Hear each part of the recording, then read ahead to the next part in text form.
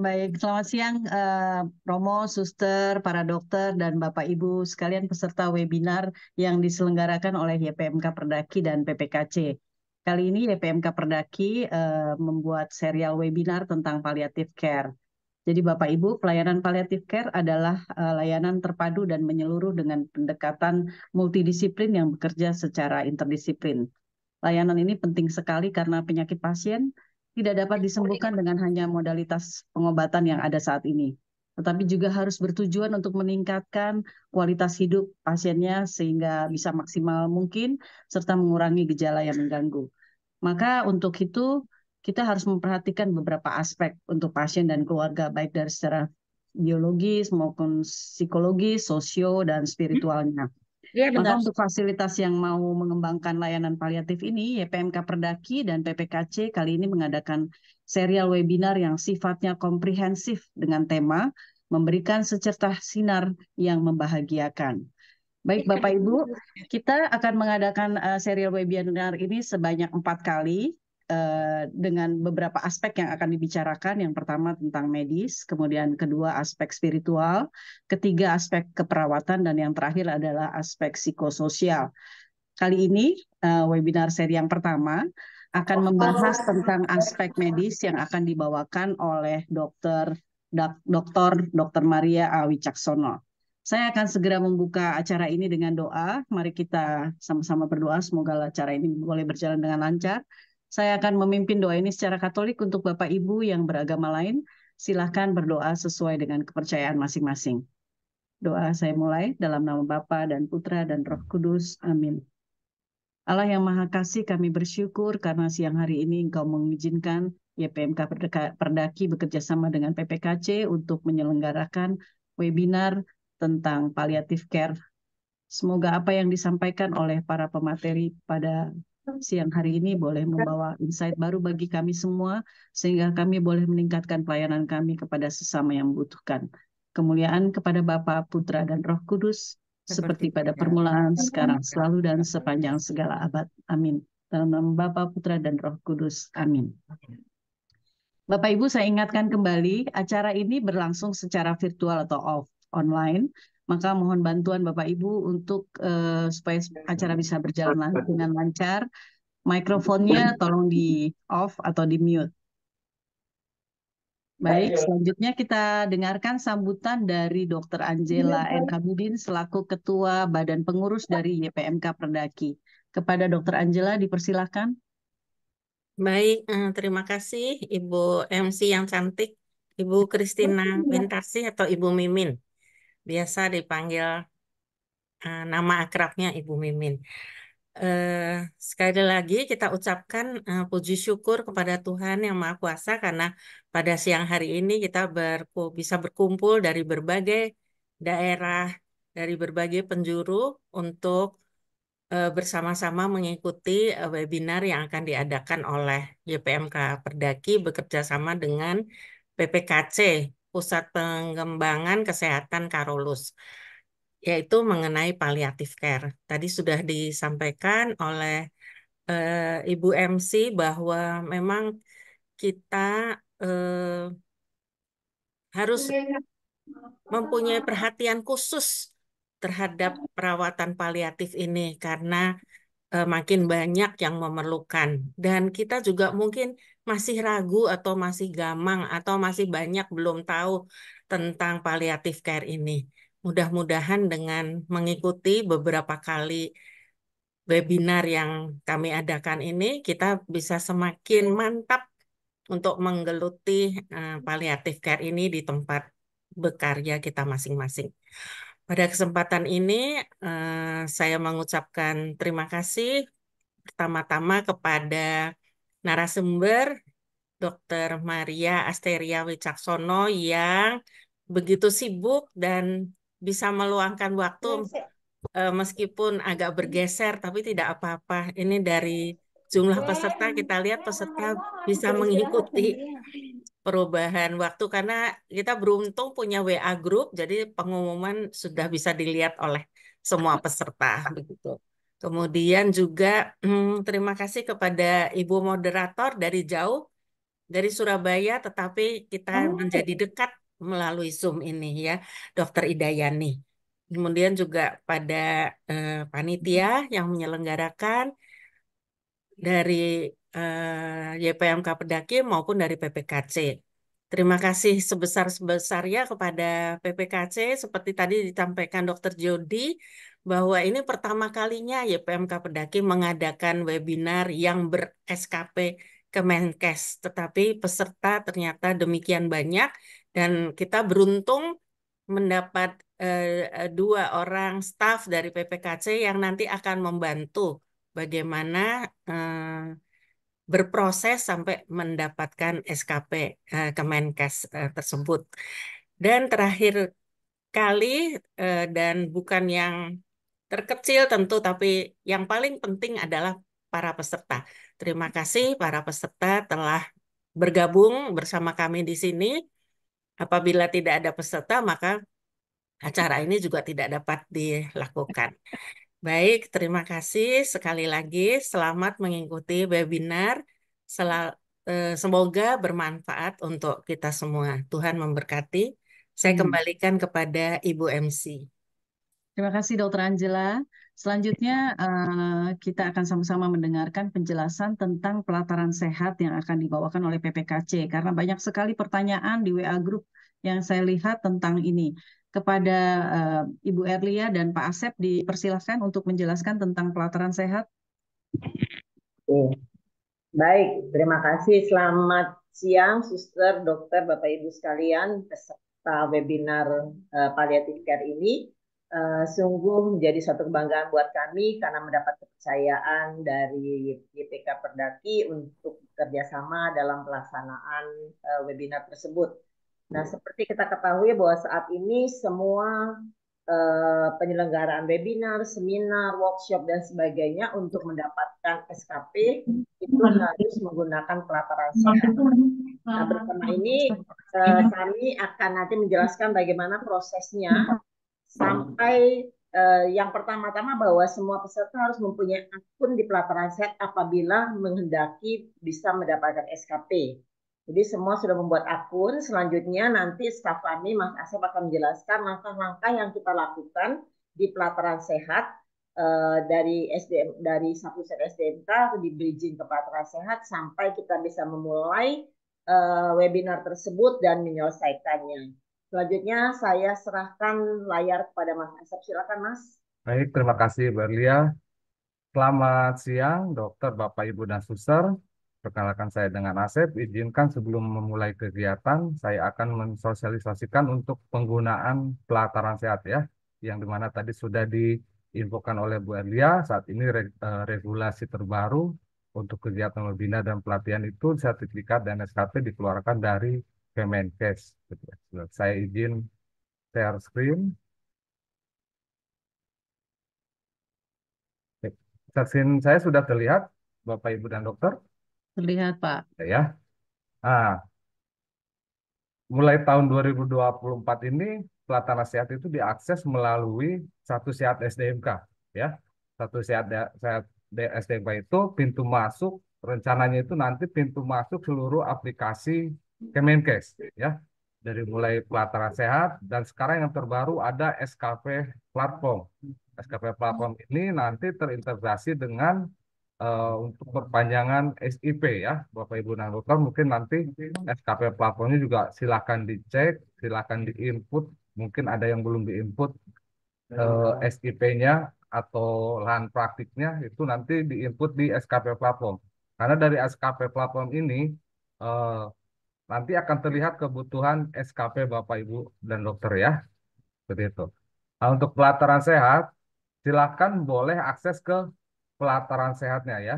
Jadi saran saya untuk tenaga kesehatan itu masuk ke pelataran sehat itu menggunakan satu sehat SDMK ya. Jangan langsung ke website pelataran sehatnya. Silakan diklik pelataran sehatnya, kemudian cari pembelajaran.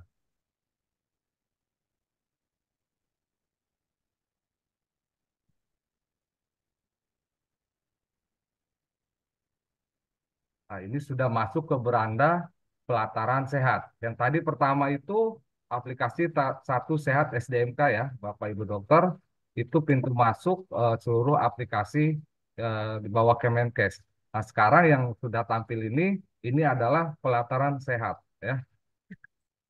Pelataran Sehat ini aplikasi untuk pembelajaran ya, pembelajaran yang pelatihan dan webinar yang sudah terakreditasi kurikulumnya oleh Kementerian Kesehatan ya. Nah, untuk mengakses kelas webinarnya, Bapak Ibu Dokter silakan bisa diklik di sini ada tombol notifikasi. Ada beberapa cara. Yang pertama bisa dilihat dari tombol notifikasi sini. Pastikan Bapak Ibu Dokter sudah dapat eh, verifikasi ya atau notifikasi dari sistem kementerian. Contoh di sini ada pembelajaran baru yang harus diikuti ya ini ya. Atau Bapak Ibu Dokter bisa masuk ke pembelajaran saya ya. Pembelajaran saya, kemudian klik belum dimulai.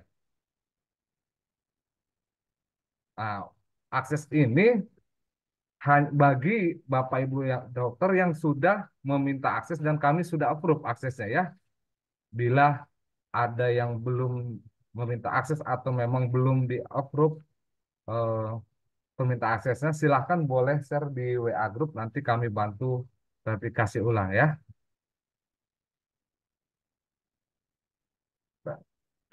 Silakan diklik belum dimulai ya.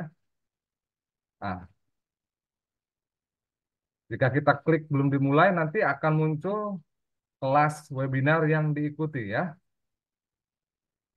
Ini ada serial webinar komprehensif ya, palliative care. Silakan klik detail pelatihan.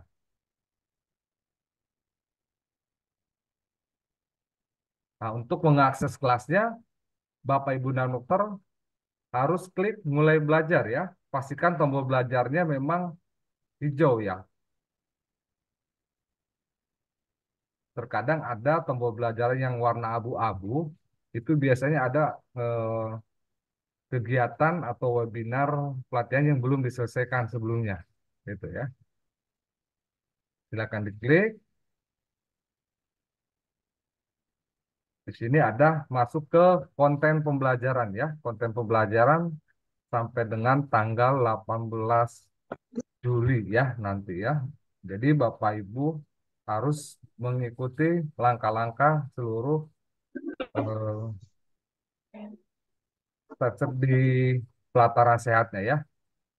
Nah, di sini ada progres belajar.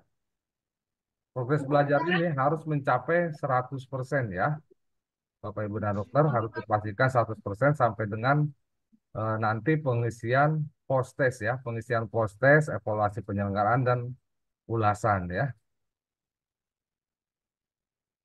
Nah, di dalam pelataran saat ini Bapak Ibu dan Dokter itu mempunyai kewajiban ya, kewajiban untuk mengisi evaluasi fasilitator atau evaluasi pemateri ya.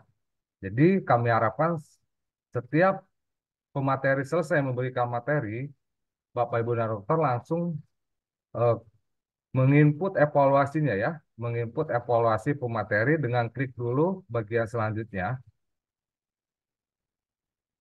Nanti sistem akan mengarahkan ke mulai mengisi evaluasi ya. Untuk evaluasi pemateri ini saya ingatkan kembali diisi sesuai dengan materi yang sudah disampaikan ya. Jangan sampai nanti kejadian sebelum pemateri selesai atau materinya belum disampaikan, evaluasinya sudah diisi. Nah, itu jangan sampai seperti itu ya Bapak Ibu Dokter. Jadi dilihat dulu judul materinya, baru nanti mulai mengisi evaluasi. Ya. Nah, ini ada beberapa komponen penilaian, ada 14 komponen penilaian evaluasi dengan rentang nilai 5 ya. Untuk nilai 5 ini nilai paling tinggi untuk pemateri ya. Saya contohkan, ini ada 14 komponen penilaian.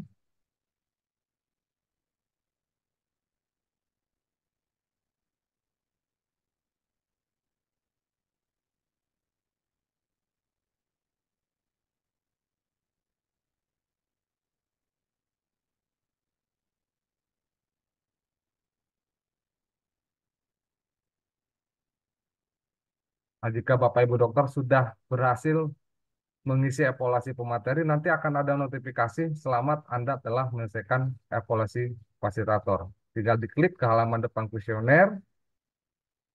Nah, untuk ke sistem selanjutnya atau materi selanjutnya, Bapak Ibu dokter tinggal klik selanjutnya ya. Nanti akan diarahkan untuk ke pembelajaran berikutnya gitu. Nah, untuk webinar ini kami hanya menggunakan fitur evaluasi fasilitator, post test nanti di akhir tanggal 18, evaluasi penyelenggaraan dan ringkasan nilai dan ulasan ya. Ini harus terisi semua. Nah, ini jika sudah mengisi satu evaluasi, progres belajarnya bertambah menjadi 17%. Nah, Bapak Ibu dokter izin eh, ada memang untuk pelatihan sehat ini sistem terbaru ya. Mungkin Bapak Ibu dokter pernah mengikuti webinar atau pelatihan kok SKP-nya tidak keluar atau tidak terbit. Biasanya itu ada kesalahan di profil ya. Mohon dicek profilnya. Di sini ada tipe peserta. Pastikan tipe peserta ini sebagai dokter, Bapak Ibu dan dokter itu sebagai nakes ya. Kebetulan Ibu Elia, saya menggunakan akun Ibu Elia itu non pegawai Kemenkes nakes. Bila memang ada yang statusnya pegawai Kemenkes, itu statusnya disesuaikan ya, pegawai Kemenkes nakes gitu. Nah, di sini juga ada profesi nakes ya. Profesi nakes ini harus disesuaikan perawat atau dokter. Profesi lainnya jika ada silahkan boleh dipilih juga atau bisa dipilih tidak ada jika tidak ada ya. Nah, untuk tiga poin ini berpengaruh ke SKP. Jadi silakan nanti setelah sosialisasi ini dicek profilnya, dipastikan tipe peserta dan profesinya sudah sesuai. Jika tipe peserta tidak sesuai, silakan boleh share di WA Group. Nanti kami bantu merubah ya, karena tipe peserta ini tidak bisa diedit di user, harus dari sisi admin penyelenggara atau admin pelatihan sehatnya gitu ya. Maka sampai ini ada yang mungkin ada yang mau ditanyakan, Bapak Ibu dan Dokter, silakan. Saya boleh tanya, Mas Asep, Dokter Maria. Silakan. Eh, ini kan yang jadi masalah tentang SKP pada webinar apa nih yang memerlukan SKP adalah pesertanya dapat tapi narasumbernya tidak dapat. Iya, SKP. betul dok. Nah ini makanya saya mau daftar juga nih supaya dapat juga SKP ini gimana caranya Pak Asep? Ya, untuk narasumber itu sekarang khusus untuk webinar itu sudah ada SKP, sudah dapat Oh sudah SKP, ya? sudah ada dok. Nanti Bu Oh Elia baik. bisa kirimkan surat registrasinya ya, Bu Elia ya. Ada registrasi dari Kemenkes itu ada SKP narasumber dok. Oh Nah, ada ya? Jadi dari nah, SKP yang saya dari registrasi yang saya sudah kirimkan ke Dokter Angela, nanti Dokter Angela dikirimkan saja registrasi itu ke Dokter Maria, dan Dokter Maria bisa mengisi ke di SKP platform, nanti menginput sendiri ada tulisan gitu ya, di narasumber dapat berapa SKP gitu dok. ada. Oh, udah ada ya? Kok saya malah Ada. belum tahu ya? Jadi saat Dari ini kapan tuh Pak memang Asep? ini baru dok, Baru nggih. baru Oh terbit. oke. Jadi Ya. untuk narasumber khusus untuk webinar itu menginput sendiri di SKP platform dok. Nah, Oke. Oke. untuk surat registrasinya itu sebagai lampirannya, buktinya. Baik. Seperti itu dok. Ya. Oh iya. Oke. Ini mau Bapelkes aja belum tahu nih. Belum tahu. Ada, Iya, memang ini makasih baru. infonya. Nanti saya infokan ke teman-teman di Bapelkes. Iya. Ya, Kecuali untuk makasih pelatihan Pak Asep. memang belum ada dok. Untuk pelatihan memang belum ada sampai saat ini belum ada SKP untuk narasumber. Oh. Itu webinar. Oh, Gitu. baru webinar ya? Webinar itu sudah Oh, ada. oke, Gitu. oke. Nggih. Dok, untuk Baik. informasi saja dok, jadi dokter itu kan memberikannya 2 materi, hard definisi itu dapat 2 SKP untuk narasumber, kemudian penanganan gejala secara sederhana dapat 2 SKP lagi, jadi Jadi kita ya. akan dapat 4 SKP di sini sudah untuk dokter memberikan Baik. 2 kali 60 menit. Baik. Sudah Terima ada kasih dokter. tercantum kok dok di sininya. Onje. Baik, nanti saya minta. Terima kasih, Dr. Sisil. Silakan, mungkin ada yang mau ditanyakan kembali Bapak Ibu dokter terkait SKP atau pelataran sehat dan satu sehatnya ya. Sekarang Bu Erlia dan Pak Asep, atau mungkin supaya kita bisa segera mulai acara ini karena Ya. sudah siang, bisa nggak tutorialnya nanti dikasih step-stepnya di WA grup kita yang palliative care? Oh iya. Ada kan? PPKC ada di situ kan? Ya. Nanti di apa Oke. step-stepnya untuk ngisi pelataran sehat itu dicantumkan aja cara mengerjakannya gimana supaya nanti setiap peserta yang ikut di webinar ini bisa mengerjakannya sendiri. Ya. Boleh nanti ya? kami share Baik. juga. Oke, silakan. Silakan. Yang bagi yang bermasalah nanti kami akan share bagaimana cara masuknya. Itu ada gambar-gambarnya, nanti silakan. Kalau masih Ya. terkendala boleh chat ke Mas Asep langsung gitu ya. Baik, oke. Terima kasih banyak Bu Erlia dan Pak Asep. Jadi saya ulangi lagi kepada seluruh peserta webinar, bagi yang masih kesulitan untuk masuk atau mengisi linknya pelataran sehat, silahkan menghubungi Ibu Erlia atau Pak Asep, atau bisa juga diskusi melalui WA Group Palliative Care yang ada. Kita lanjut ya Bapak Ibu sekalian.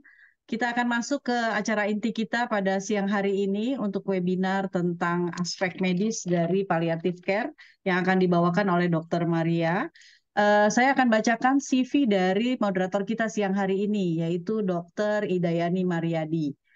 Dr. Ida lahir di Purwokerto tanggal 22 Oktober tahun 69, lulusan dari Fakultas Kedokteran Universitas Airlangga Surabaya tahun 95, kemudian menempuh pendidikan Master of Palliative Care di Edith Cowan University Perth, Australia tahun 2009.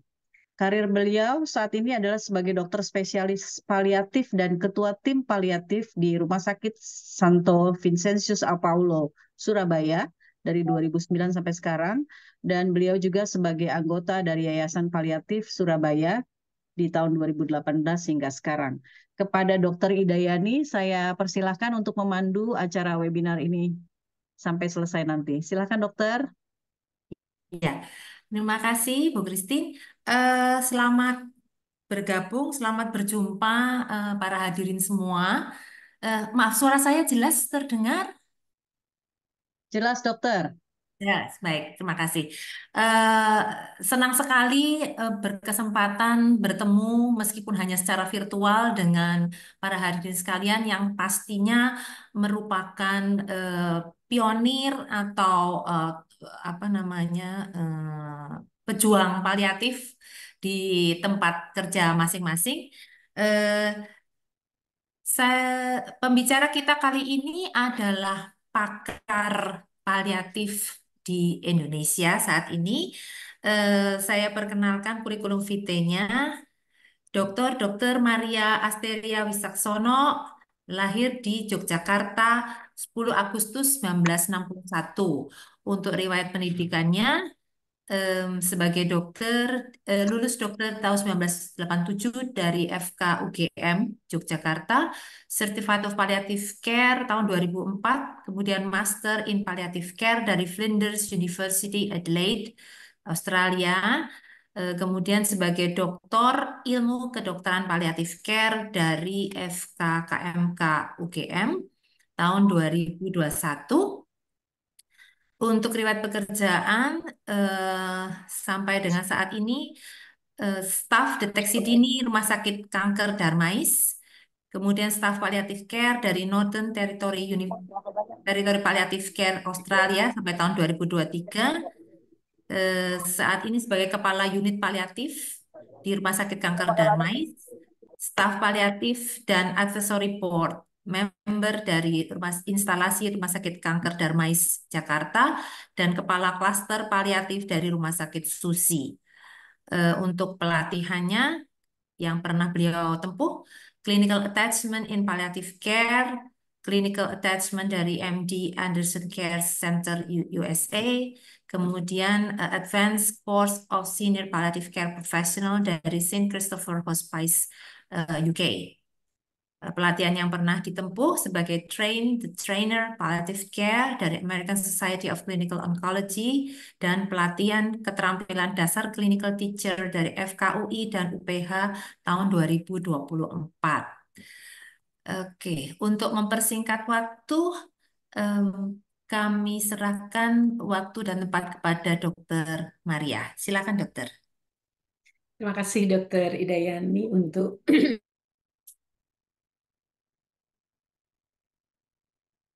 untuk perkenalannya.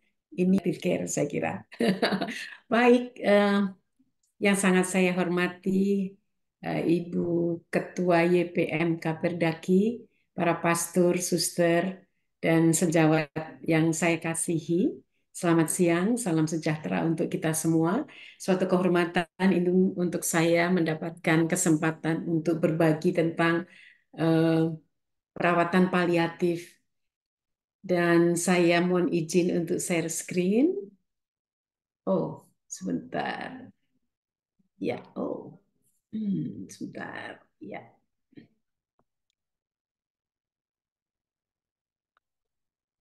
Oke, ya.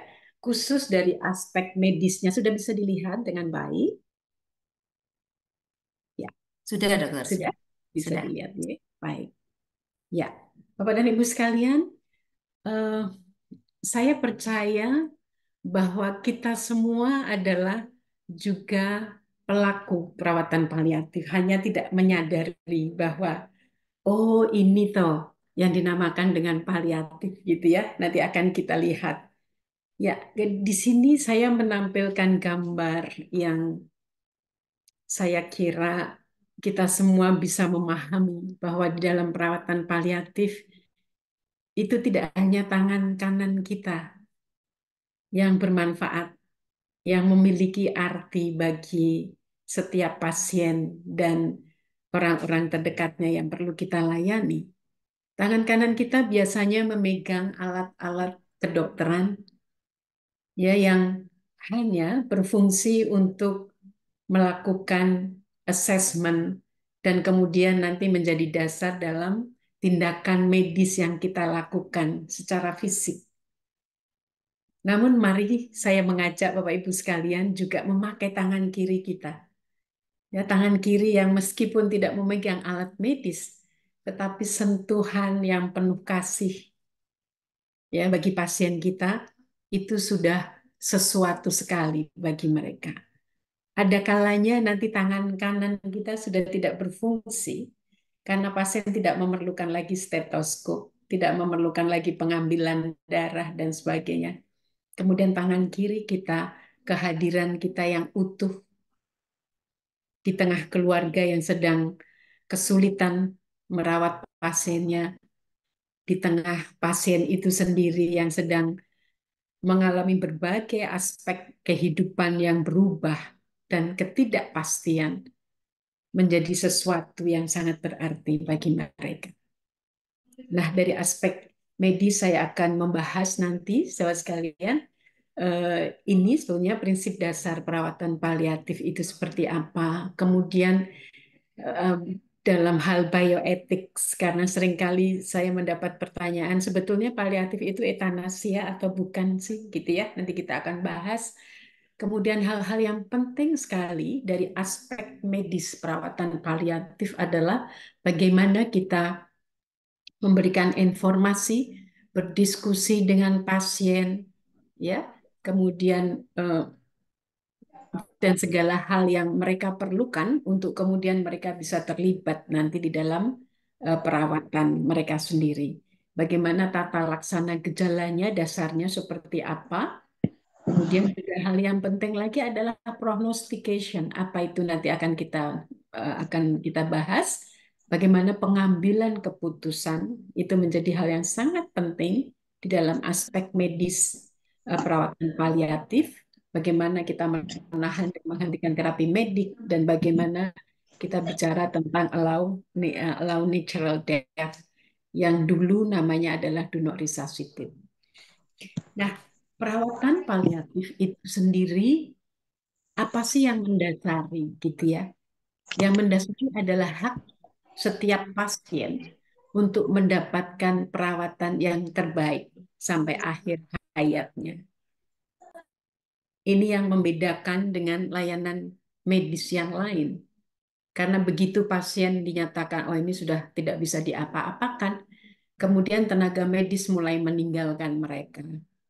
Nggak pernah berkunjung, ya, dan seringkali menyedihkan sekali. Karena pada saat itu justru di akhir kehidupan seseorang, itu memerlukan kehadiran kita sebagai tenaga medisnya.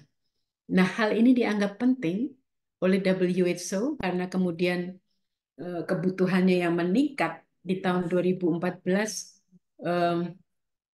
setiap negara dianjurkan dengan sangat untuk memiliki layanan paliatif yang menjadi bagian integral di dalam sistem layanan kesehatan di setiap negara. Sahabat sekalian, aduh mohon maaf ramai sekali di luar. Ya, saya akan mulai dengan gambar ini. Mungkin beberapa peserta di sini yang sudah pernah mengikuti presentasi saya, mungkin tidak asing lagi dengan gambar ini. Seorang ibu usia 44 tahun yang didiagnosis penyakit kanker, kemudian dirujuk ke perawatan paliatif karena dinyatakan tidak akan ada lagi tindakan yang bisa dilakukan. Nah, ibu ini memiliki seorang anak berusia 17 tahun, seorang gadis cantik yang sedang genit-genitnya ya, usia 17 tahun. Siap malam minggu minta baju baru, parfum baru untuk pergi ke pesta dengan teman-temannya. Ya, ibu ini sangat sedih karena memikirkan bagaimana anak ini suatu saat kalau dia pergi. Ketika kami datang ke rumahnya, memang dia mengeluhkan, aduh saya udah nggak tahan, nyeri sekali ini di payudara saya. Kita lihat juga lengannya ada limfadema, itu menambah nyerinya, tulang belakangnya yang dengan metastasis juga memberikan nyeri yang luar biasa. Namun ternyata nyeri itu tidak cukup sampai di situ. Nyeri yang dihadapi akan adanya kehilangan di aspek kehidupannya, kehilangan pekerjaan, ketidakpastian akan apa yang akan terjadi, ya. Kemudian juga kekhawatiran akan anaknya, akan dengan siapa kalau dia nanti meninggal karena anak ini tidak memiliki ayah. Ayahnya meninggal ketika anak ini sedang ada di dalam kandungan ibunya. Rumah apartemennya yang belum dibayar, dan rasa bahwa aku selalu menjadi beban bagi keluarga. Bapak dan Ibu sekalian, ini kenyataan yang kita hadapi, namun sekarang seringkali tidak kita perhatikan. Di akhir kehidupan seseorang, fisik sudah tidak menjadi hal yang utama, tetapi bagaimana kita membantu pasien ini di akhir kehidupannya, dia bisa merasakan bahwa hidupnya tetap berarti, dan justru pada saat seperti ini menyiapkan pasien ini untuk bisa menerima akhir kehidupannya dan mempersiapkan kehidupan yang akan datang. Ya, kalau kita sebagai tenaga medis pada umumnya, kita hanya melihat ini saja. Melihat menata laksana bagian ini saja. Padahal kebutuhan pasien kalau kita eksplor seperti tadi, banyak sekali yang belum terungkap. Nah, justru ini perawatan paliatif akan mengangkat ini, ya, menjadi suatu bentuk perawatan yang betul-betul holistik. Semua aspek kehidupannya akan kita berikan dukungan. Seorang pasien saya mengatakan bahwa dokter itu mengerti tentang kanker, sangat paham tentang kanker, tetapi mereka tidak paham tentang saya yang memiliki kanker itu. Karena itu perawatan paliatif berfokus bukan kepada penyakitnya, tetapi kepada pasien yang memiliki penyakit tersebut. Kalau kita lihat gambar ini, Bapak Ibu sekalian, bahwa kondisi psikologi sosial spiritual itu bisa naik turun naik turun naik turun sejak pasien itu didiagnosis. Ya terutama kondisi psikologis dan spiritualnya. Gitu ya. Baru kemudian secara fisik dia akan menurun dan kondisi sosialnya mungkin akan menurun. Nah, bagaimana kemudian perawatan paliatif merangkum itu, memberikan layanan yang holistik. Ya, memang kita mulai dengan gejala fisik. Ya, kalau gejala fisik ini tidak ditata laksana dengan baik, ya Ibu Fairanita ya, pasti sangat berpengalaman ya. Kalau nyeri itu tidak ditata laksana dengan baik, kemudian menimbulkan aspek uh, fisik yang lain juga yang bermasalah. Orang yang nyerinya hebat pasti tidak bisa makan, tidak bisa tidur, ada gangguan aktivitasnya, menimbulkan kelelahan dan sebagainya. Demikian juga secara psikologis.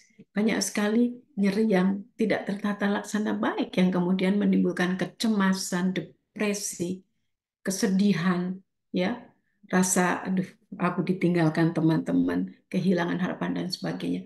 Tapi juga secara sosial, pasien seringkali menganggap aduh aku sudah menjadi beban ini. Yang kemudian menimbulkan rasa putus asa. Apa sih sebetulnya dosaku kok aku diberikan ujian, diberikan ya masalah yang begitu berat. Ada rasa bersalah, ada rasa menyesal, tidak bisa menerima kondisi ini. Dan bahkan banyak pasien juga yang kemudian menyalahkan Tuhan dan menjauh dari Sang Pencipta. Untuk apa aku ke gereja? Kalau aku sudah menjadi prodiakon, tapi aku tetap dikasih kanker payudara misalnya. Ya, saudara sekalian, ini adalah bagaimana seorang perawat yang melihat betul bahwa seseorang yang memiliki penyakit yang dapat mengancam jiwa itu mengalami penderitaan yang total. Seluruh aspek penderitaannya, tidak hanya aspek fisiknya. Dan kemudian bagaimana kita dituntut untuk sekali lagi center pusat dari layanan kita tidak berfokus kepada penyakitnya, tetapi berfokus kepada orang yang memiliki penyakit tersebut. Kalau kita ditanya apa ya paliatif itu bedanya dengan layanan yang lain, yaitu bahwa kita tidak mengobati penyakitnya, tetapi bagaimana kualitas hidup pasien ini dijaga. Ya, walaupun itu stadium dini, kalau kualitasnya tidak dijaga, kualitas hidupnya, pasien ini mungkin akan jatuh pada kondisi yang putus asa, yang tidak mau melanjutkan pengobatannya, ya, yang tentu akan mempengaruhi hasil dari pengobatan. Ya, dan target dari layanan paliatif tidak hanya pasiennya, tetapi keluarganya. Ya, siapa pasien yang seperti apa adalah penyakit-penyakit yang dapat mengancam jiwa, tidak hanya kanker. Kalau selama ini memang yang menjadi fokus memang baru kanker, tetapi penyakit jantung sudah mulai, penyakit neurologi sudah mulai ya melibatkan juga perawatan paliatif. Nah, yang unik bahwa perawatan paliatif itu tidak hanya mengurangi penderitaan, tetapi bagaimana agar penderitaan yang tidak perlu itu jangan sampai terjadi. Pasien di akhir kehidupan yang sudah sampai betul-betul dalam fase dying proses misalnya. Kemudian dilakukan pemeriksaan-pemeriksaan yang tidak perlu. Ya, diperiksa AGD karena kemudian pasiennya kesadarannya menurun. Itu adalah sesuatu yang betul-betul menambah justru penderitaan pasien. Ya, nanti kita juga akan lihat bahwa dalam perawatan paliatif kita harus identifikasi masalah itu harus jeli gitu. Begitu kita menangkap ada sesuatu yang tidak baik, kemudian kita lakukan assessment secara mendalam gitu ya terhadap semua aspek kehidupan manusia. Jadi kalau dikatakan paliatif ilmu baru, well sebetulnya tidak baru tetapi lebih dipertegas lagi gitu ya bahwa ini mengelola penderitaan, mengupayakan kualitas hidup ya sampai akhir kehidupannya dan kualitas meninggal. Ya, dan memberikan juga setelah pasien meninggal tentu keluarga membutuhkan pendampingan juga pada saat masa duka cita. Ya, pada penyakit dengan diagnosis apapun, kalau penyakit ini dapat mengancam jiwa dan bisa dimulai dari kapanpun. Ya. Jadi kalau kita melihat kapan perawatan paliatif bisa diberikan, bisa sejak didiagnosis. Bahkan saya menerima beberapa pasien ya yang belum didiagnosis kanker pun sudah dirujuk ke paliatif karena memang mungkin prosedur diagnostik tidak bisa diberikan, pasiennya sudah dalam kondisi yang sangat buruk gitu. Atau sedang dilakukan menunggu hasil tapi pasiennya kesakitan sekali gitu ya. Jadi bisa dilakukan di sini. Tentu pada pasien-pasien dengan diagnosis yang stadium awal, porsi dari perawatan paliatif itu sedikit dibandingkan dengan porsi sejawat lain yang memberikan pengobatan kuratif gitu ya. Tetapi makin lama porsi kita makin banyak ya. Kemudian ini akhir kehidupan seseorang, pasien-pasien kita biasanya dokter-dokter yang memberikan kuratif, pengobatan kuratif, kemudian menyerahkan ini kepada paliatif, dan ini yang saya sebutkan tadi. Perawatan setelah pasien meninggal, masa duka cita. Ya, jadi bisa dilakukan bersama-sama, sahabat sekalian, dengan pengobatan, misalnya kanker, pengobatan kankernya masih diberikan paliatif, boleh sekali. Ya, justru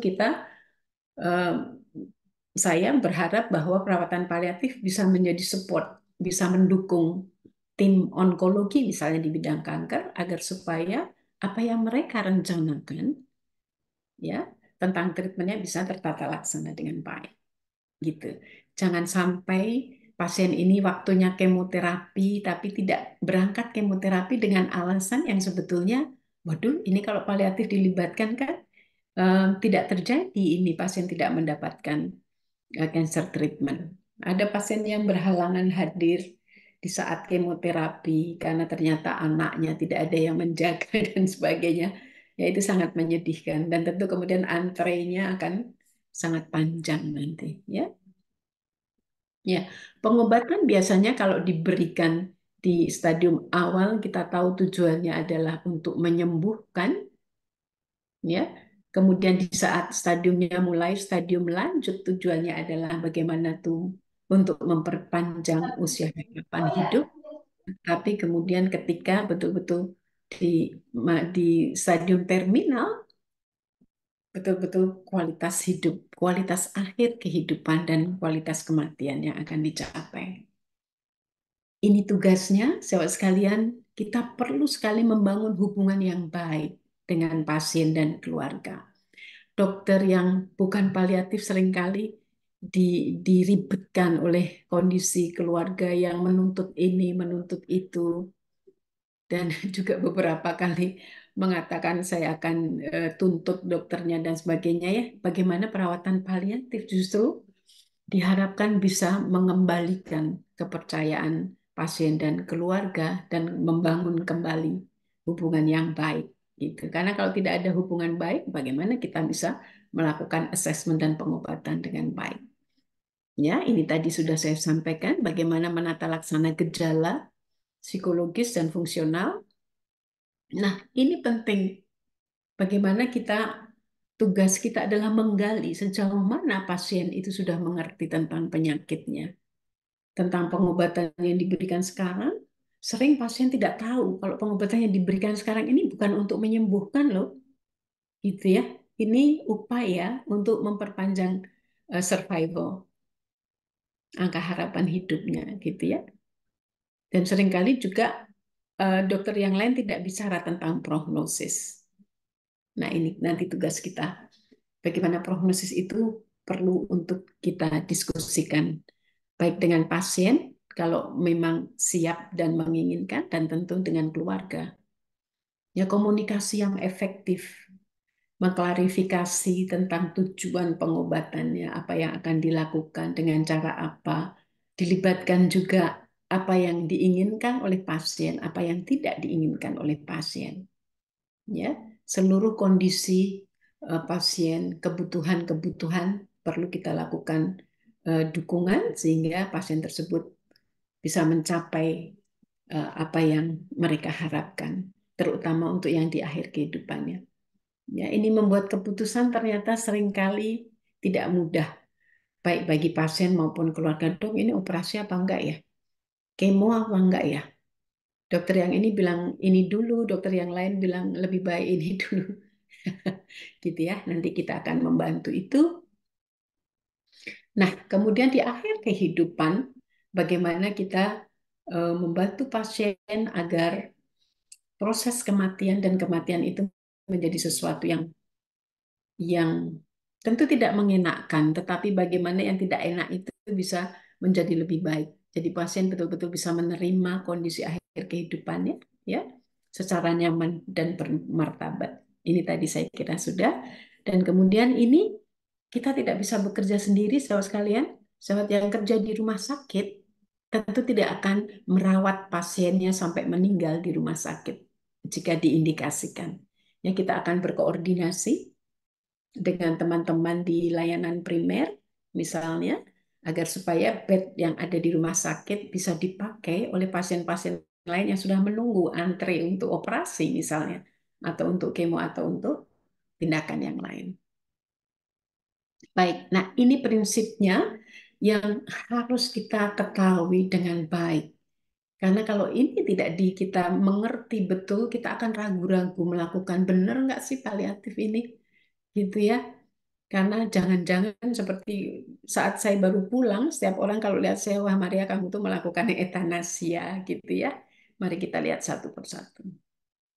Ini tata laksana nyeri tentu menjadi hal yang sangat penting sekali, seperti tadi saya sampaikan, supaya penderitaannya segera teratasi, ya, penderitaan yang diakibatkan oleh nyeri itu atau gejala yang lain, dan jangan sampai ada penderitaan yang lain.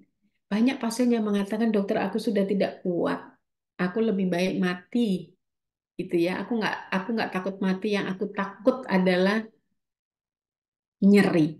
Karena memang nyeri kanker kita tahu itu nyeri sekali. Ya, sekali lagi ini menjadi hal yang sangat pokok di dalam perawatan paliatif. Ya, karena quality of life tidak bisa kita capai kalau pasien masih dalam kondisi nyeri. Pasien ini menggambarkan nyerinya seperti ini. Dan dia bilang, aku sudah nggak kuat, dokter, aku disuntik mati saja, gitu ya. Tapi kemudian ketika nyerinya teratasi dengan baik, pasien ini bisa melanjutkan kehidupannya. Ya, jadi kita harus bukan euthanasia paliatif. Ya, kita sangat menghormati kehidupan pasien. Penyakit dalam dokter.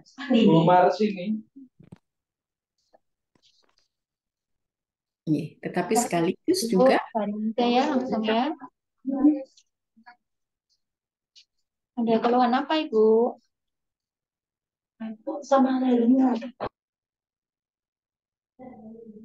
baik, mohon maaf. Ya. Tetapi juga sekaligus kita harus mengajak pasien dan keluarga memahami bahwa kematian itu adalah sesuatu yang akan terjadi kepada setiap orang.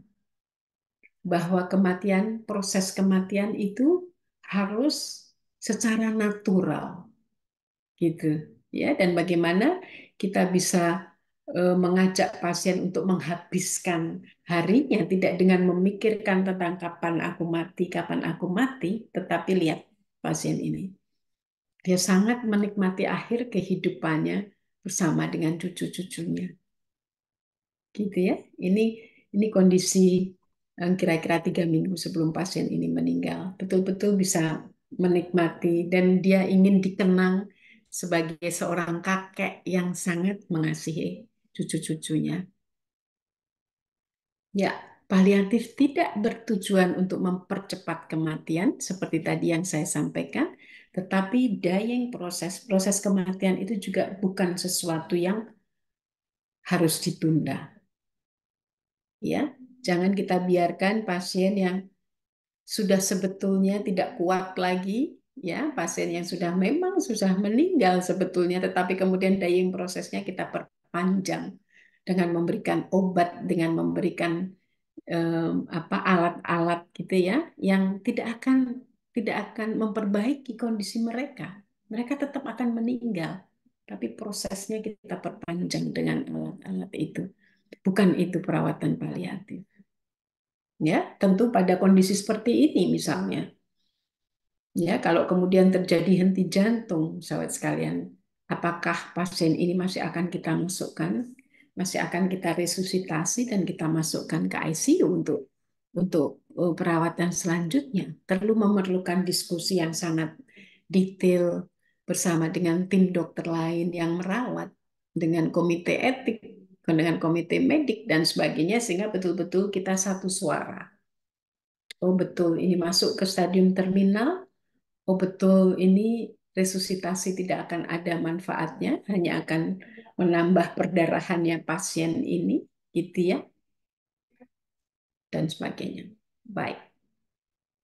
Menghindari tindakan yang sia-sia seperti tadi yang saya sampaikan. Ya, bagaimana kita bisa memberikan pemahaman kepada pasien bahwa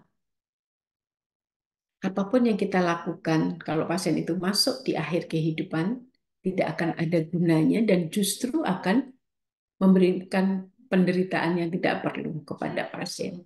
Ya, bagaimana kita mengajak misalnya contoh pasien ini, ya, dia yang secara spiritual dia memahami betul bahwa nanti kondisinya dia akan menurun dan dia akan meninggal, ya, dan tidak akan dilarikan lagi ke rumah sakit karena rumah sakit tidak akan bisa menyelamatkan dia. Dan lihat kalau secara spiritual dia sudah sangat siap, Bapak Ibu sekalian. Ini seorang anak pertama dari 4 bersaudara yang menjadi tulang punggung karena ayahnya meninggal. Dan dia mengorbankan dirinya untuk tidak menikah karena mau menjaga ibu dan adik-adiknya. Ya, dia selalu mengatakan, Dokter Mari, aku sudah siap untuk pergi. Adik yang tadinya sangat menentang bahwa pasien ini bisa dirawat di rumah, akhirnya merasakan iya. Merawat pasien di akhir kehidupan di rumah itu ternyata menjadi sesuatu hal yang sangat bermakna, gitu ya. Tidak ada penyesalan. Coba kemarin kita tahu ya, kalau mama tuh walaupun masuk ICU dia tidak bisa selamat. Kasihan mama sendiri di sana dilakukan ini itu yang justru akan menyiksa beliau. Hal-hal seperti ini, sahabat sekalian, seringkali tidak kita sadari, tetapi setelah pasien pergi, kemudian keluarga hidup di dalam penyesalan. Keluarga menjadi tidak akur karena saling menyalahkan, ya, dan sebagainya. Nah, ini hal yang sangat perlu dipahami karena di dalam perawatan paliatif, pasien adalah pusat di dalam pengambilan keputusan.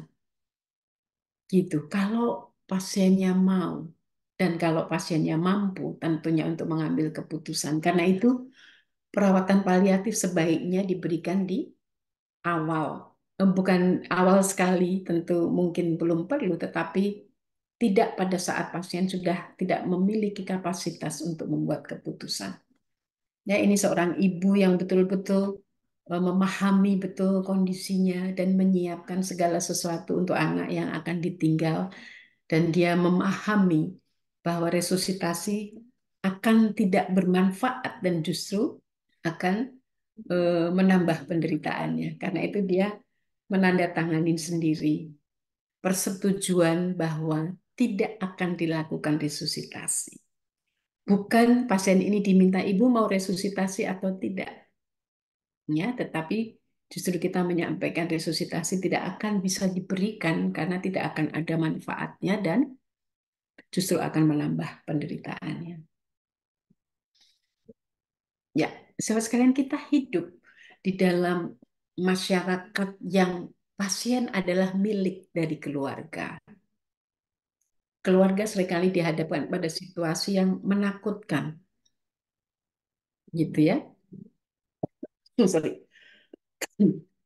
Gitu. Dan kita hidup di kondisi seperti ini. Pasien seringkali tidak boleh diberikan haknya untuk tahu. Padahal pasien berhak sekali untuk tahu, walaupun informasi itu bukan kewajiban pasien, tapi pasien berhak untuk tahu. Ya, pasien selalu dianggap sudah mama nggak usah mikir, ini keluarga yang mikir gitu ya. Itu pasien akan semakin stres, mungkin akan tertekan, merasa tidak dihargai, merasa dikucilkan dan sebagainya. Ya, karena itu betul-betul kita harus mempraktekkan apa dasar-dasar ini dengan baik, dan budaya itu menjadi hal yang sangat kita perhatikan di dalam perawatan paliatif. Ya, budaya saudara-saudara kita di Sumatera Utara pastinya beda dengan budaya kita di Jawa misalnya. Siapa yang harus mengambil keputusan? Mungkin di Sumatera Utara tulang menjadi apa namanya orang yang paling penting misalnya. Semua harus kita ketahui dengan baik. Ini seorang refugee dari Afghanistan. Bagaimana kita mencoba untuk memahami kultur mereka, Oke. ya. Kalau Kondisi di apotek, stres, oke, iya benar, apotek itu, Pak. Tapi dilarang masuk di situ. kondisi stres yang luar biasa, ya, karena tidak mendapatkan apa yang diinginkan. Pasien ini tidak mau makan, sudah berminggu-minggu tidak makan, stres, tidak tahu kenapa, nyeri, sudah dikasih obat morfin yang banyak. Ternyata pasien ini rindu makanan dari Afghanistan. Ya, senang sekali saya melihat, hanya dengan melihat pasien senang karena bisa makan, itu sesuatu sekali. Dan lihat anaknya dan datang jauh-jauh dari Perancis dia, ya, melihat ibunya yang setiap hari depresi dan sekarang bisa makan. Lihat bagaimana senyumnya, dan akhirnya pasien ini baik dan bisa dibawa pulang kembali ke Afghanistan dan meninggal di sana.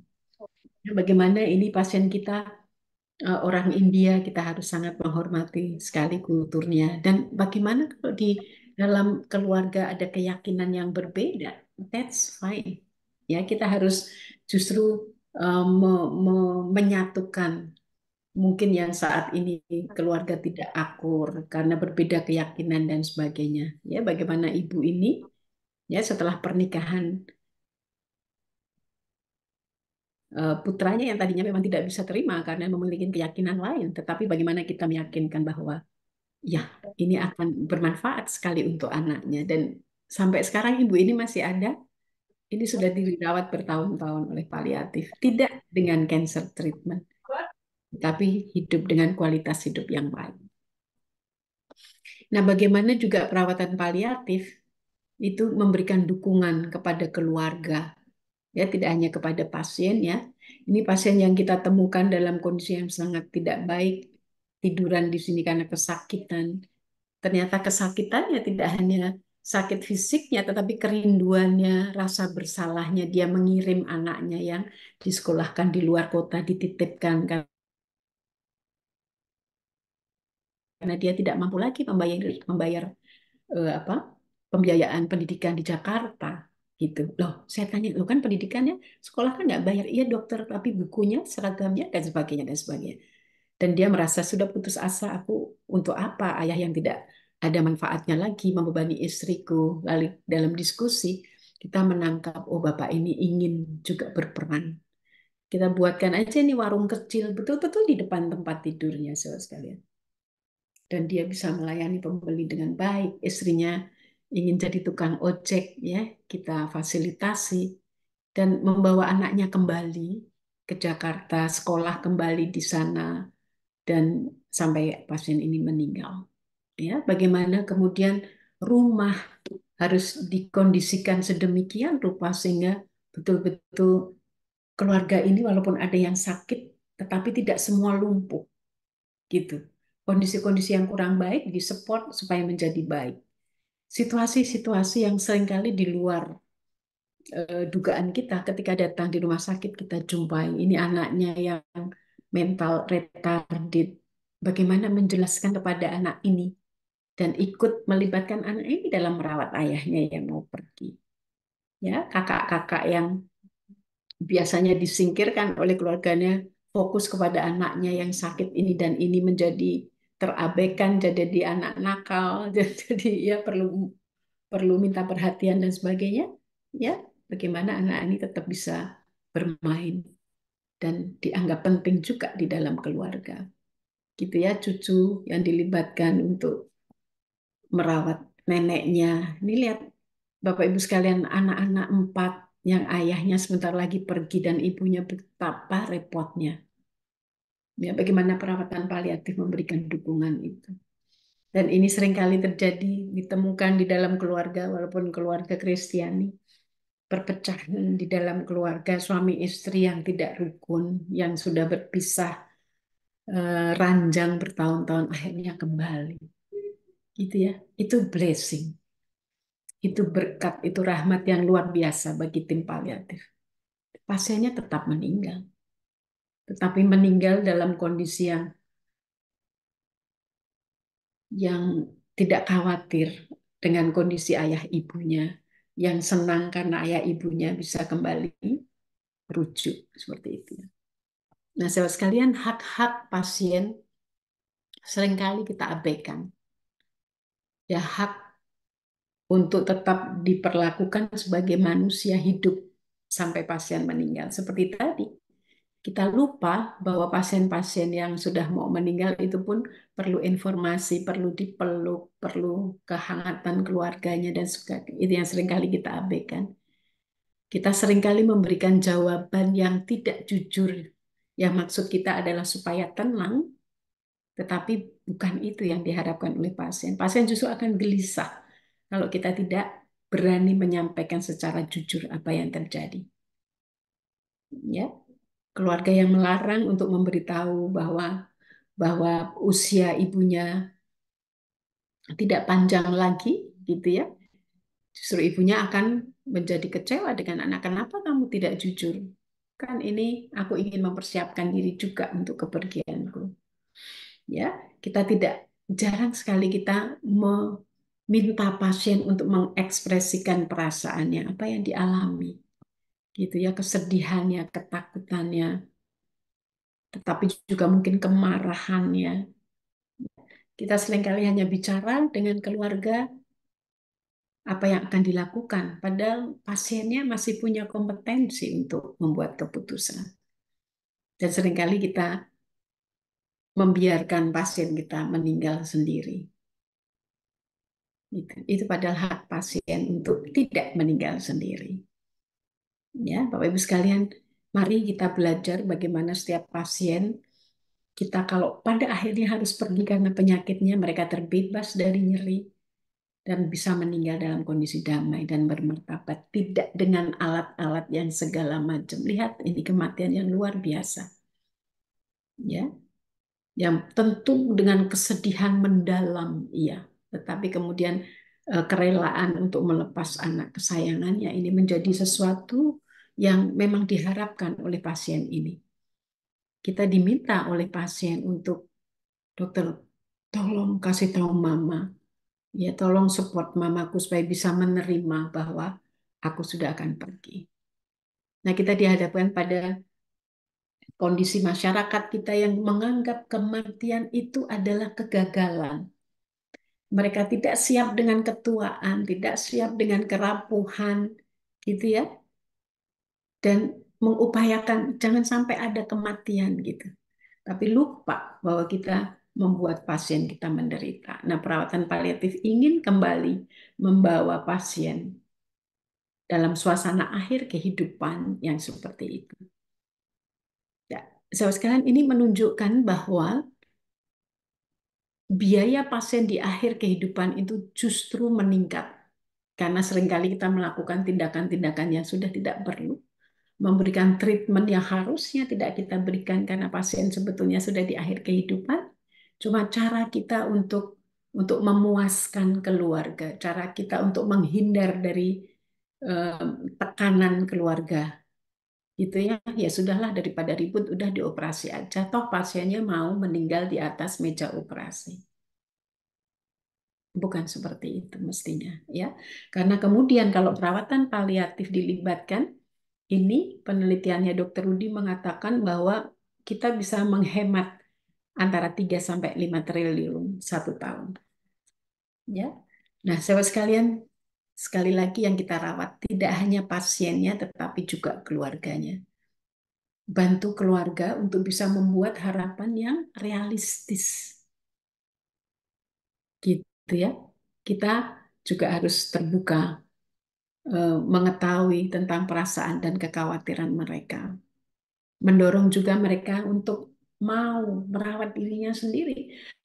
Banyak ibu-ibu yang ketika suaminya sakit, dia lupa mandi, lupa makan, lupa tidur. Yang ada kemudian seperti ini. Mereka berhak untuk tetap sehat. Mereka berhak juga untuk memiliki kehidupan pribadinya, gitu ya. Karena itu kasih mereka istirahat, tetapi yakinkan mereka ketika mereka istirahat, kita akan memberikan perawatan yang baik. Ya, mereka juga harus diminta untuk membuat batasan-batasan sendiri. Kalau perlu juga kita membuat apa yang namanya respite. Jadi layanan supaya keluarga bisa istirahat dengan baik, ya, dan kita yang akan merawat pasiennya. Perawatan masa duka cita, sahabat sekalian, ini penting sekali, ya, supaya ketika pasien sudah meninggal, sebelum meninggal betul-betul terjadi rekonsiliasi. Ini yang selalu berantem, gitu ya. Ini ibu yang tidak menyetujui, ini seorang artis, tidak setuju dengan pacarnya yang juga seorang aktor, gitu. Ini dia senang sekali kalau saya memakai contoh ini untuk setiap saya presentasi. Dia mengatakan ya ini untuk mama, gitu ya. Ini award, Best Actress Award-nya. Ya, dan untuk pasien ini juga dia mengatakan jangan nangis ya nanti kalau mama pergi. Ini sama seperti apa yang ditulis oleh Gavin, bahwa kematian itu bukan sesuatu yang harusnya ditangisi, gitu ya, karena kematian itu hanya merupakan suatu vehicle, kendaraan untuk bertemu dengan Tuhan. Tapi secara spiritual, pasien ini masih tetap ada di tengah keluarga. Mereka menjadi bagian dari alam karena mereka memang masih ada, gitu ya. Dan dia mengatakan bahwa ya, bahwa kehidupan ini sebetulnya hanya suatu fase yang harus dilalui oleh setiap orang untuk kemudian masuk ke kehidupan kekalnya. Oh, ini tim paliatif kami, Bapak Ibu sekalian, ada dokter, perawat, psikolog, social worker, rohaniawan, dan semua yang kita perlukan sesuai dengan keperluan keluarga. Bagaimana secara medis kita harus bisa bekerja di dalam interdisipliner tim, ya, bukan tim yang bekerja bersama-sama, tetapi tim yang bekerja sama seperti orkestra ini. Masing-masing memegang alat yang mereka ahli, tapi mereka masing-masing harus mendengarkan yang lain. Kapan dia harus mulai, kapan mereka harus stop. Ya, sehingga menjadi suatu harmoni, suatu orkestra yang cantik, dan tidak boleh lupa bahwa pasien kita adalah bagian dari orkestra ini. Ya, tentang komunikasi, jadi bagaimana kita connect dengan pasien kita sehingga menimbulkan rasa percaya diri. Tadi sudah saya sampaikan bahwa pasien berhak mendapatkan informasi, tetapi kalau mereka tidak mau mendapatkan informasi itu adalah bukan kewajiban mereka, gitu ya. Kalau kita merahasiakan, ini sangat menyiksa pasien, menimbulkan stres, dan mereka justru tidak bisa memakai waktunya dengan baik. Karena itu penyingkapan informasi, breaking the bad news, menjadi pekerjaan yang luar biasa, memakan waktu, dan tetapi penting sekali bagi pasien dan bagi keluarga. Ini diperlukan supaya bagaimana kita akan mengajak pasien untuk mau memakai korset, mau memakai kursi roda kalau mereka tidak tahu bahwa tulang belakangnya bermasalah misalnya, ya. Kemudian ini yang penting dalam komunikasi, sahabat sekalian, ini yang biasanya kita lakukan sebagai dokter biasa, tetapi terapeutik komunikasi itu adalah komunikasi yang sangat memperhatikan kebutuhan pasien untuk mendukung kondisi-kondisi seperti ini, ya, yang kemudian bisa merubah pola pikir pasien dan bisa beradaptasi dengan kondisinya. Gitu. Kita perlu sekali di dalam komunikasi terapeutik ini, ya, di dalam terutama dokter itu profesi yang paling sulit diajak berkomunikasi katanya begitu. Ya, tapi kemudian di paliatif kita harus pandai berkomunikasi, tidak hanya mendengarkan, ya, mendengarkan itu penting sekali, lebih penting daripada bicara di dalam perawatan paliatif, tetapi juga bagaimana kita mendengarkan secara aktif, tidak hanya yang disampaikan oleh pasien, tetapi bagaimana mimiknya, bagaimana gerak-geraknya, bagaimana intonasinya, dan sebagainya. Ini breaking the bad news, tadi sudah saya sampaikan. Lihat bagaimana seorang dokter memberikan informasi yang tidak baik. Ini ada tahapan-tahapannya yang nanti kalau ada yang tertarik boleh nanti belajar. Ya, kemudian bagaimana perawatan paliatif betul-betul harus melakukan identifikasi awal dan assessment terhadap gejala yang ada, ya, tidak hanya gejala fisik tetapi juga gejala psikologis misalnya. Ya, kita harus melakukan semua assessment ini dengan baik.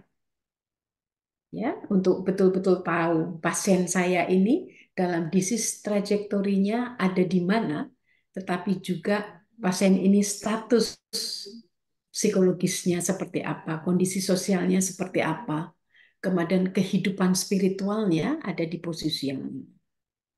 Ya, ini cara bagaimana pain assessment-nya pun sangat ribet gitu ya, tetapi betul-betul ini diperlukan supaya betul-betul nyeri bisa tertata laksana dengan baik. Ya, jadi ini bagaimana kita melakukan assessment pada pasien-pasien paliatif dan pada tata laksana gejalanya, sahabat sekalian, bahwa kita sangat perlu memperhatikan prognosis. Kalau prognosis pasien ini kurang dari 3 bulan, tentu akan berbeda treatment yang akan kita berikan kalau pasien ini masih memiliki waktu 1 tahun misalnya, atau bahkan 5 tahun gitu. Kita harus tentukan bersama tujuan yang akan kita capai ini apa, kemudian kita sampaikan kepada pasien dan keluarga, ya, yang nanti kemudian ikut terlibat di dalam pengambilan keputusan itu. Kita harus tahu pengobatan yang pernah dilakukan apa, jangan sampai kita memberikan sesuatu yang sia-sia. Ya, symptoms yang lain perlu sekali kita lakukan assessment dan ditata laksana bersama, ya, mengetahui komorbiditas, tetapi akhir yang paling penting adalah apakah pasien berkenan untuk rencana-rencana yang sudah kita canangkan, gitu ya. Kita nggak bisa memaksa pasien yang sudah ada di atas kursi roda, usianya sudah sepuh sekali, ada metastasis di tulang belakangnya, kita paksa, oma harus radiasi ya, gitu. Padahal pasien ini sudah lumpuh misalnya.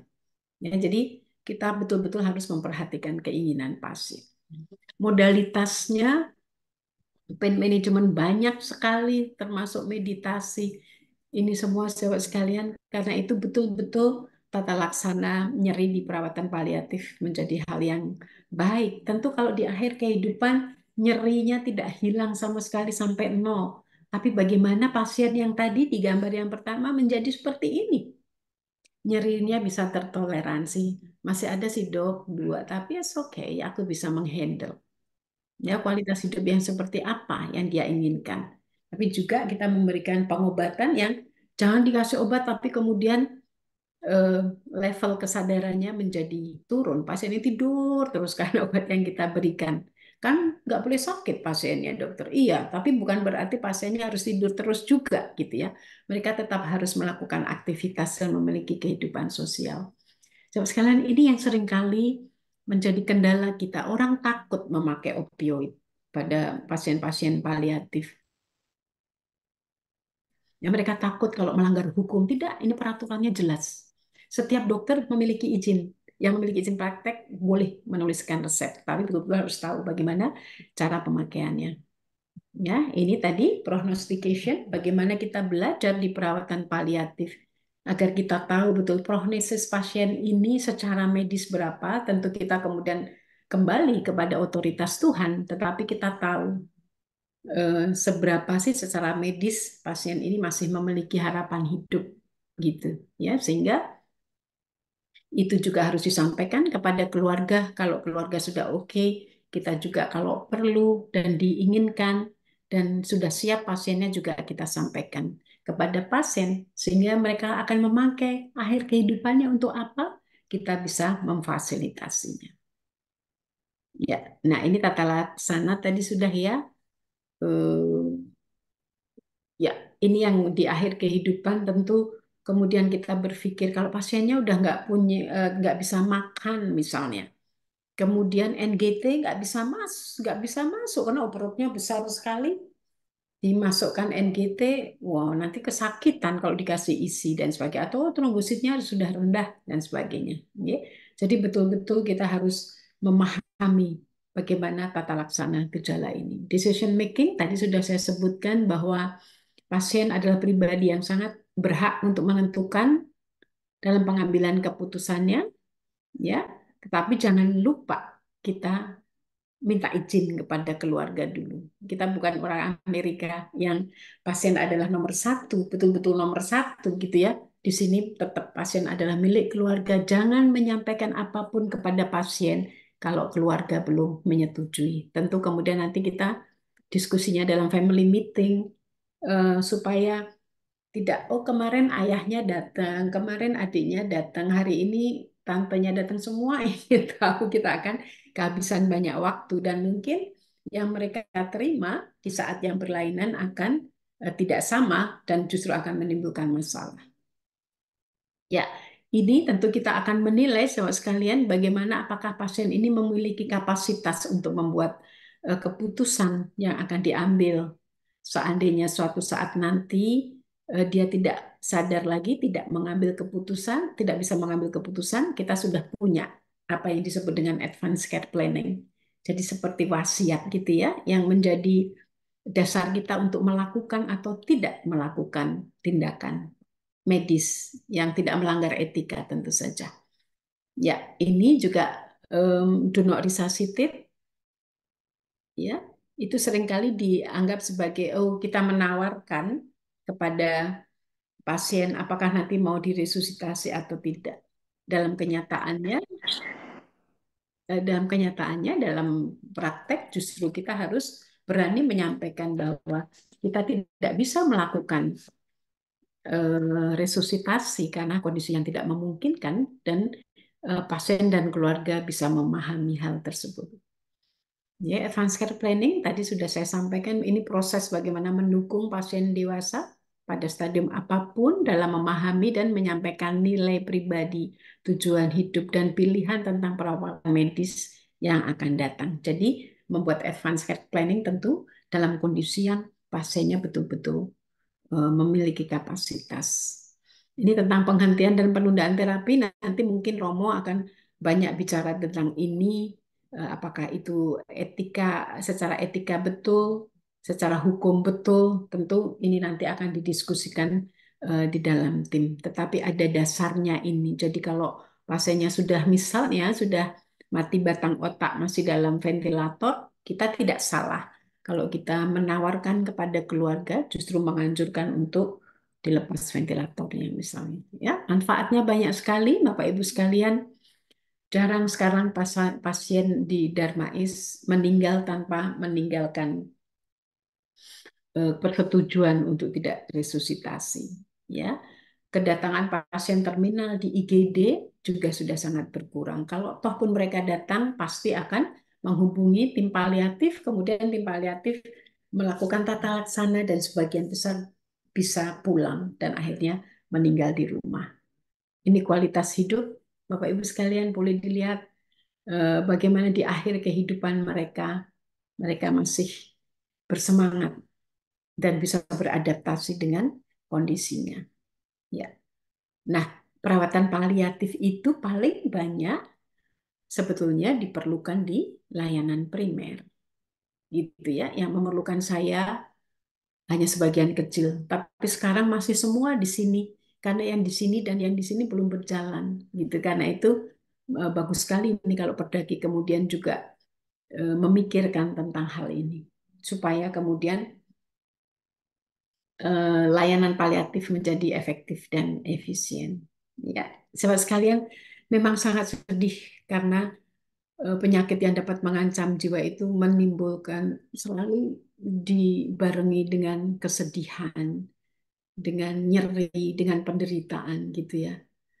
Tapi lebih tidak baik lagi kalau kita tidak bisa mengurangi penderitaan itu. Dan bahkan yang paling buruk adalah kalau kita menambah penderitaan mereka.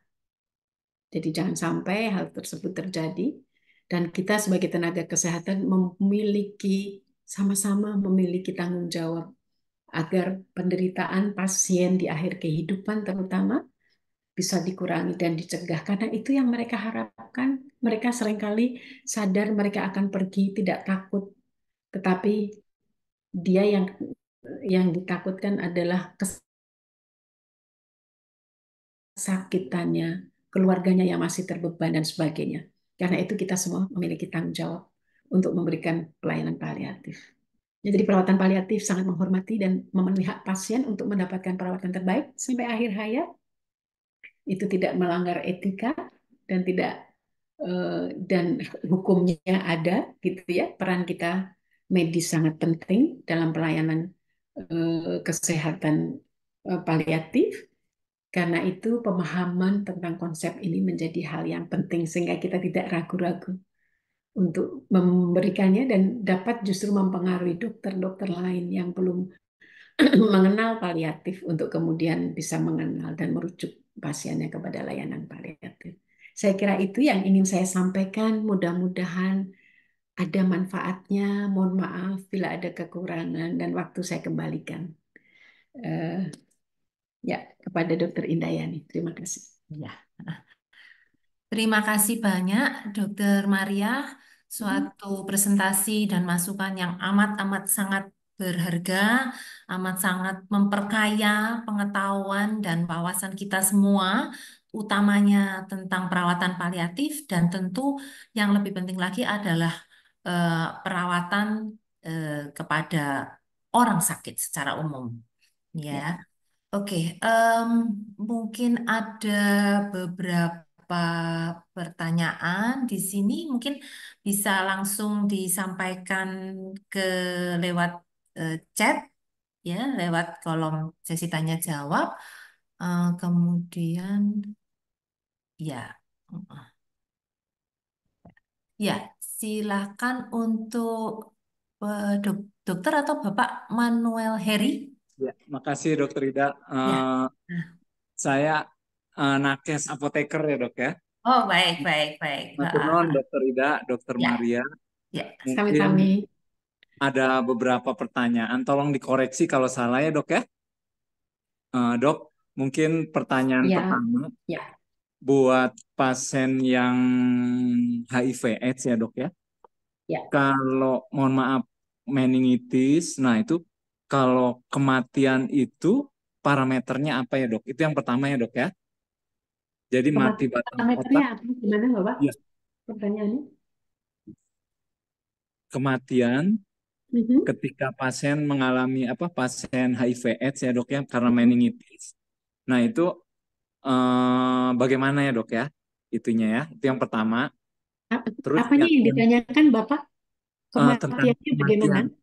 Jadi kematian menurut kan kalau nggak salah, tolong dikoreksi kalau saya salah, mati batang otak ya dok ya. Nah sementara pasiennya meningitis ya dok ya.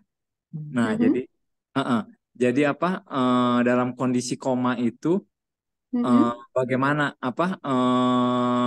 ya definisi kematiannya itu pas di mananya dok ya? Oke, itu yang pertama saya ya jawab dok ya. dulu ya. Saya Boleh, jawab boleh. dulu ya. Oke. Monggo dokter Maria. Iya, dokter paliatif tidak bisa bekerja sendiri. Kita harus bekerja dengan para dokter yang merawat pasien ini sebelumnya. Ya, kita bersama-sama nanti menentukan apakah pasien ini sudah mati batang otak. gitu ya. Mengalami meningitis yang banyak dialami oleh pasien-pasien HIV, belum tentu mereka mati batang otak. Kalau mati batang otak tentu kemudian jantungnya sudah tidak berfungsi dengan baik, dia berfungsi karena ditopang oleh obat-obatan, ya kan? Alat pernafasannya juga dia tergantung dengan ventilator. Ya, semua definisi dari mati batang otak harus kita review kembali dan kita tentukan bersama, oh oke, pasien ini sudah mati batang otak. Tidak hanya pada pasien HIV, seluruh pasien kita tentukan pasien ini sudah mati batang otak atau belum. Gitu. Ya, baik. Oke, Terima kasih. pertanyaan Dok, kedua. dua lagi boleh ya, Dok ya? Monggo, yang punya waktu di ya, Dokter Dayani. matur nuwun. Saya Dok, ikut. Ya. yang kedua tentang manajemen nyeri ya, Dok ya. Jadi ada pasien kami, jadi beliau kena osteosarkoma ya, Dok ya. Di kaki. Osteosarkoma. Sudah diamputasi. Nah, Mm-mm. tapi masih ada, aduh sakit kakinya. Padahal mohon maaf sudah Ya. diamputasi, Dok, kakinya, Dok ya. Ya, Nah, ya. terapinya itu sebaiknya bagaimana? Baik. Sama satu lagi boleh, Dok? Terakhir Satu biar dulu dokter ya. jadi. Oh, monggo, Satu monggo. dulu ya. Ya. Iya, ada nyeri namanya phantom pain. Ya. Phantom pain itu adalah nyeri yang dialami oleh seseorang yang kehilangan bagian organ tubuhnya. Seperti tadi osteosarkoma misalnya di kaki, dia masih merasakan kakinya ada dan nyeri sekali. Gitu.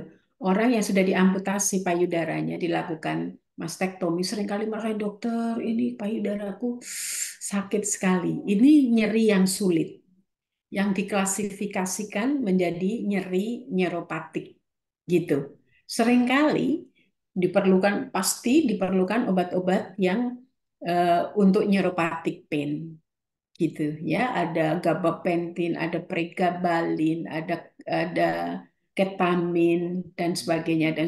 Tetapi itu tidak cukup. Tetapi seringkali pasien-pasien yang mengalami phantom pain ini ternyata yang nyeri tidak hanya memang fisiknya, tetapi juga aspek psikologisnya yang belum siap, kehilangan kakinya, rasa penyesalan, rasa bersalahnya, kenapa aku dulu melakukan itu sehingga aku sampai harus diamputasi. Aspek spiritualnya, dukungan dari keluarga juga harus kita perhatikan. Ya, kalau itu tidak bisa dicapai, tentu nyerinya tidak akan hilang. Itu semua ada pun, ya, saya tidak menjamin dia bisa hilang sama sekali karena ini jenis salah satu yang disebut dengan intractable pain. Ini menjadi masalah di seluruh dunia yang phantom pain ini. Tetapi kalau kemudian gejala yang lain juga bisa diatasi, ya kan? Rasa mualnya, nggak bisa tidurnya, kecemasannya, keluarganya memberikan dukungan yang baik, secara pastoral care-nya juga sangat tidak justru ya kamu sih salahnya dulu kamu merokok misalnya, kemudian terjadi memperburuk kondisi osteosarkomanya misalnya dan sebagainya, itu tentu kemudian akan berkurang nyerinya. Ya. Matur nuwun Dokter Mare. Dok, Ya. ada dua lagi boleh, Dok? Yang Monggo Dokter Idayani ketiga, boleh. Dok. Jadi ini. Mungkin maaf Pak Manuel, mungkin bergantian dulu sebentar ya Oke. dengan ya karena ada pertanyaan lain dari Matur nuwun, peserta. Dok. Ya, baik. Pertanyaannya bagus. Iya, Ya, betul, Pak betul, betul. Manuel. Sangat bagus. Nanti Ya. izin nanya lagi ya, Dokter Ida. Oh, boleh, boleh. Matur nuwun, matur nuwun. Ya, baik, baik. Eh, Dokter Maria, ini ada pertanyaan tentang sejauh mana pasien tidak boleh tahu tentang diagnosisnya karena banyak anggota keluarga yang menyembunyikan diagnosa terhadap pasien.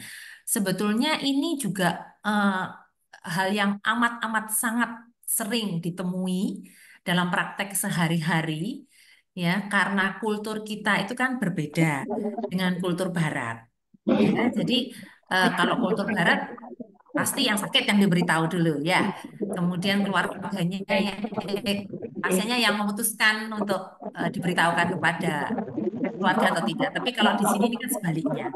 Nah, ini mungkin Dokter Maria bisa memberikan pencerahan tentang hal ini. Silakan, dokter. Pertanyaannya apa? Sejauh mana pasien tidak boleh tahu tentang diagnosisnya? Oke. Karena banyak anggota Pasien, keluarga menyembunyikan diagnosis terhadap pasien. oke. Sejauh mana pasien tidak boleh tahu? Hmm. Oke. Pertanyaannya harusnya sejauh mana pasien boleh tahu, ya kan? Karena pasien itu berhak, sangat berhak untuk tahu. Masalahnya adalah apakah pasien ingin tahu? Karena ini bukan kewajiban untuk tahu. Banyak ada seorang, saya selalu pakai contoh ini.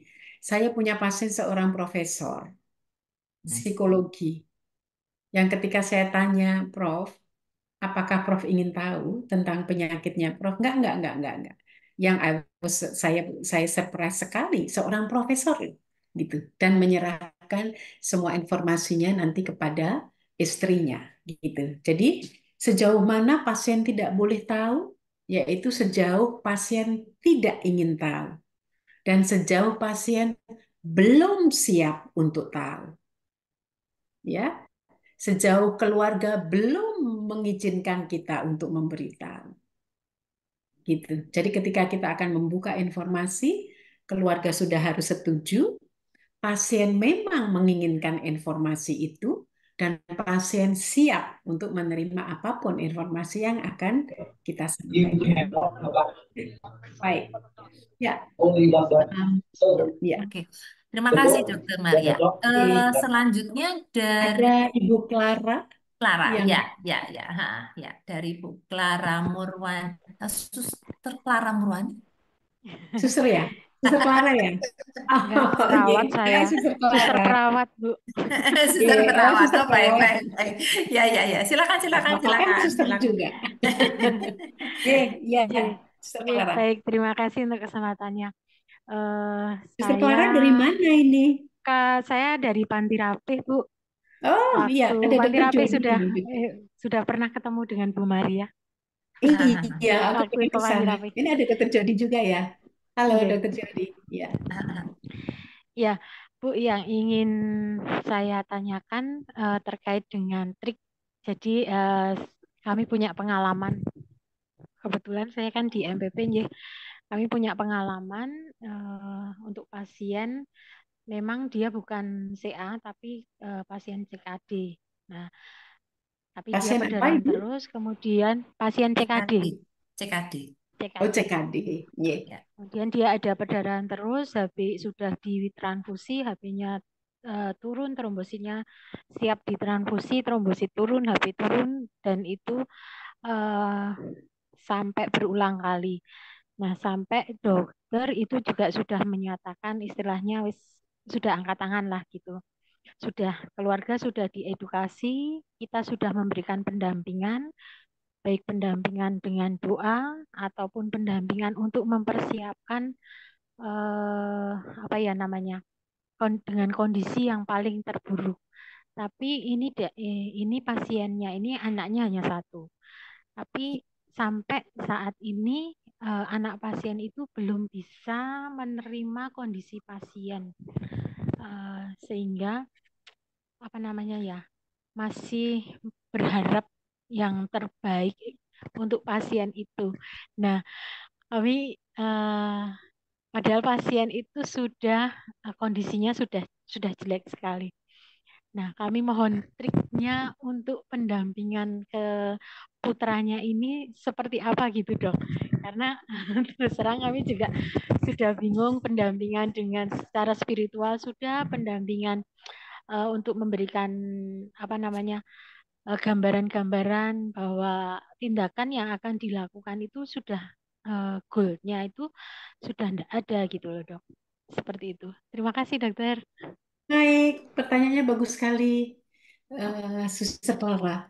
Jadi sekali lagi dilakukan family meeting, dilakukan, kita undang keluarga, tidak bersama pasiennya dulu biasanya kalau di kultur kita, kemudian dokter yang merawat, dokter yang sekarang dokter paliatifnya yang merawat, para suster yang merawat. Di sana kita kita menggali sejauh mana sebetulnya keluarga sudah tahu tentang penyakitnya, ya kan?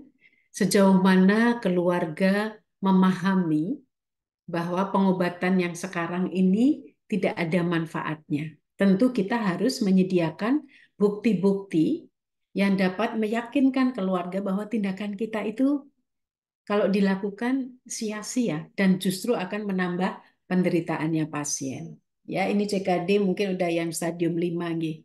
Trombositnya sudah rendah, urium kreatininya tinggi sekali, urinnya sudah tidak keluar gitu ya. Nah, ini yang tidak mau pasiennya masih mau itu enggak? Pasiennya sudah soporus, Oh, Dok. pasiennya sudah soporus. Oke, sebelum Terus apa namanya? Keluarga itu juga sudah dijelaskan oleh dokter bahwa tindakan yang akan rencana kan mau dilakukan embolisasi nih, Dok. Tapi sudah dijelaskan juga bahwa embolisasi itu juga tidak memberikan penyembuhan, apa istilahnya tidak memberikan hasil pasiennya itu akan membaik lagi, itu juga tidak akan, dan ini bukan suatu tindakan yang akan menyembuhkan penyakitnya karena penyakitnya itu memang nggak bisa disembuhkan, maksudnya CKD-nya kan sudah stage 5 itu, Dok. Itu Iya. Nah, sudah diberikan edukasi seperti itu juga sih. Hanya baik. anaknya itu belum bisa menerima. Nah, ini kondisi yang seringkali membingungkan pasien. Di satu pihak kita tahu ini tidak ada manfaatnya, tetapi di lain pihak kita masih menawarkan embolisasi. Itu yang seringkali terjadi. Dan pasiennya jadi bingung gitu. Kita harus kalau ini stadium terminal, ya kita harus jangan tawarkan lagi itu embolisasi kalau kita tahu itu tidak ada manfaatnya. Gitu. Yang nomor 2. Yang saya maaf, untuk embolisasinya ini memang waktu itu kondisinya masih bisa memungkinkan untuk embolisasi. Tapi kan sekarang kondisinya sudah tidak memungkinkan untuk embolisasi, dan itu keluarga juga sudah dijelaskan bahwa itu tidak memungkinkan kondisi bahwa dilakukan embolisasi seperti itu, Dok. Ini adalah hal yang sulit. Kalau kemudian kita sebelumnya tidak melakukan komunikasi yang baik dengan pasien. Kita tidak melakukan advance care planning. Biar pasien sendiri yang memilih. Kalau pasien ini masih punya kapasitas, di situ kita pakai sebaik-baiknya untuk menanyakan kepada pasien. Ya, Bapak, ini memang kondisi yang kurang baik atau tidak baik. Buktinya bahwa tentu kalau pasiennya mau diajak diskusi tentang itu, ya, ini buktinya bahwa setelah kita lakukan HD, urium tetap tinggi, kreatinin tetap tinggi, kaliumnya tinggi sekali, trombositnya terus turun, hemoglobinnya terus turun gitu. Yang menjadi sulit kan sekarang keluarga itu akan merasa bersalah. Keluarga kita kan begitu, ingin memberikan yang terbaik sampai akhir kehidupan. Rasanya aku berdosa kalau tidak berjuang sampai mati-matian gitu. Tapi dia tidak lupa bahwa ini apakah ini sesuai dengan apa yang diinginkan oleh pasien, karena kita tidak pernah berdiskusi dengan mereka. Ya kan? Karena itu sebaiknya dilakukan sebelum pasien jatuh dalam kondisi tidak memiliki kapasitas untuk mengambil keputusan, itu sudah dilakukan diskusi dengan pasiennya. Yang kedua, yang paling penting dasarnya adalah kita mengetahui, tanyakan kepada keluarga itu apa yang Bapak harapkan dengan melakukan tindakan ini. Mereka pasti akan supaya Bapak sembuh. Ini tidak bisa. Apapun yang akan kita lakukan tidak akan membuat Bapak sembuh. Ya, pokoknya Bapak bangun. Lihatkan bahwa dengan urium kreatinin yang tidak turun dengan HD atau tindakan yang lain, tentu Bapaknya tidak akan bangun lagi gitu. Kalau mereka tahu bahwa harapan mereka tidak bisa dicapai dengan apa yang ingin mereka lakukan, Ini akan membantu keluarga untuk relief. Tapi yang paling penting, Ibu Clara, bahwa kita seringkali lupa mengapresiasi apa yang sudah dilakukan oleh keluarga dan pasien. Keluarga itu luar biasa sekali. Ini Bapak sudah bisa sampai sekian tahun tetap hadir, keluarga selalu mendampingi. Itu hal yang perlu sekali diapresiasi. Pasien keluarga itu takut kalau dianggap oleh orang lain dia kurang melakukan usaha. Gitu, ya. Karena itu kemudian nanti family meeting ini penting sekali. Termasuk mungkin orang-orang yang menganggap bahwa dia belum melakukan tindakan maksimal. Prinsip kita satu, yaitu secara bioetik kita harus memenuhi otonomi. Otonomi pasien itu punya hak otonomi, ya, tetapi harus ingat otonomi mereka dan termasuk keluarga itu bukan otonomi yang mutlak. Artinya apa? Kalau keluarga menginginkan sesuatu dan kita tahu sesuatu itu justru membahayakan pasien, itu tentu harus tidak kita berikan. Karena kita akan melanggar etika yang kedua. Etika yang kedua adalah do no harm. Gitu. Kalau kita sekarang masih melakukan tindakan-tindakan, misalnya masih minta HD lagi, ya. Kalau kita lakukan itu, mungkin kita memenuhi otonomi, tetapi juga salah sebetulnya karena otonomi kita bukan otonomi yang mutlak dan justru kita melanggar etika yang kedua, kita melakukan hal yang membahayakan pasien. Gitu. Nggih? Bu Clara, ya. Nggih. Jadi family meeting saat ini. Terima Baik. kasih. Ya, oke.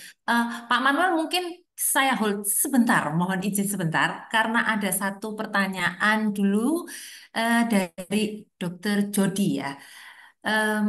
Dokter Maria, bagaimana tips dan trik bila mana diagnosis pasien masih dirahasiakan oleh keluarga, sedangkan pasien diminta tetap konsumsi obat, semisal untuk kanker?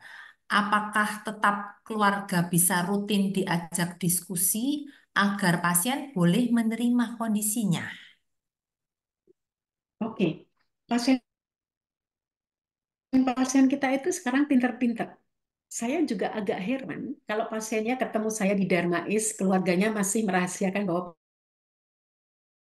pasien ini punya kanker. Gitu ya. Kita harus hati-hati gitu. Jadi tadi pertanyaannya apakah diagnosisnya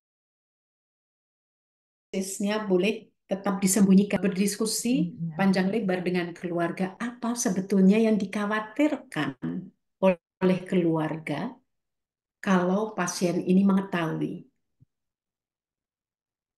Itu tentu tidak bisa diskusi satu kali. Dokter Maria, aku kan tahu banget Mama.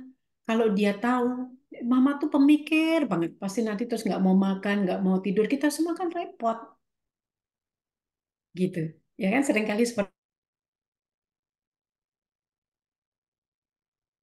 itu. Oke, tetapi kita harus ingat. Karena dia yang akan memilih sendiri ya tindakan-tindakan apa yang beliau berkenan. Kalau kita melakukan sesuatu yang sebetulnya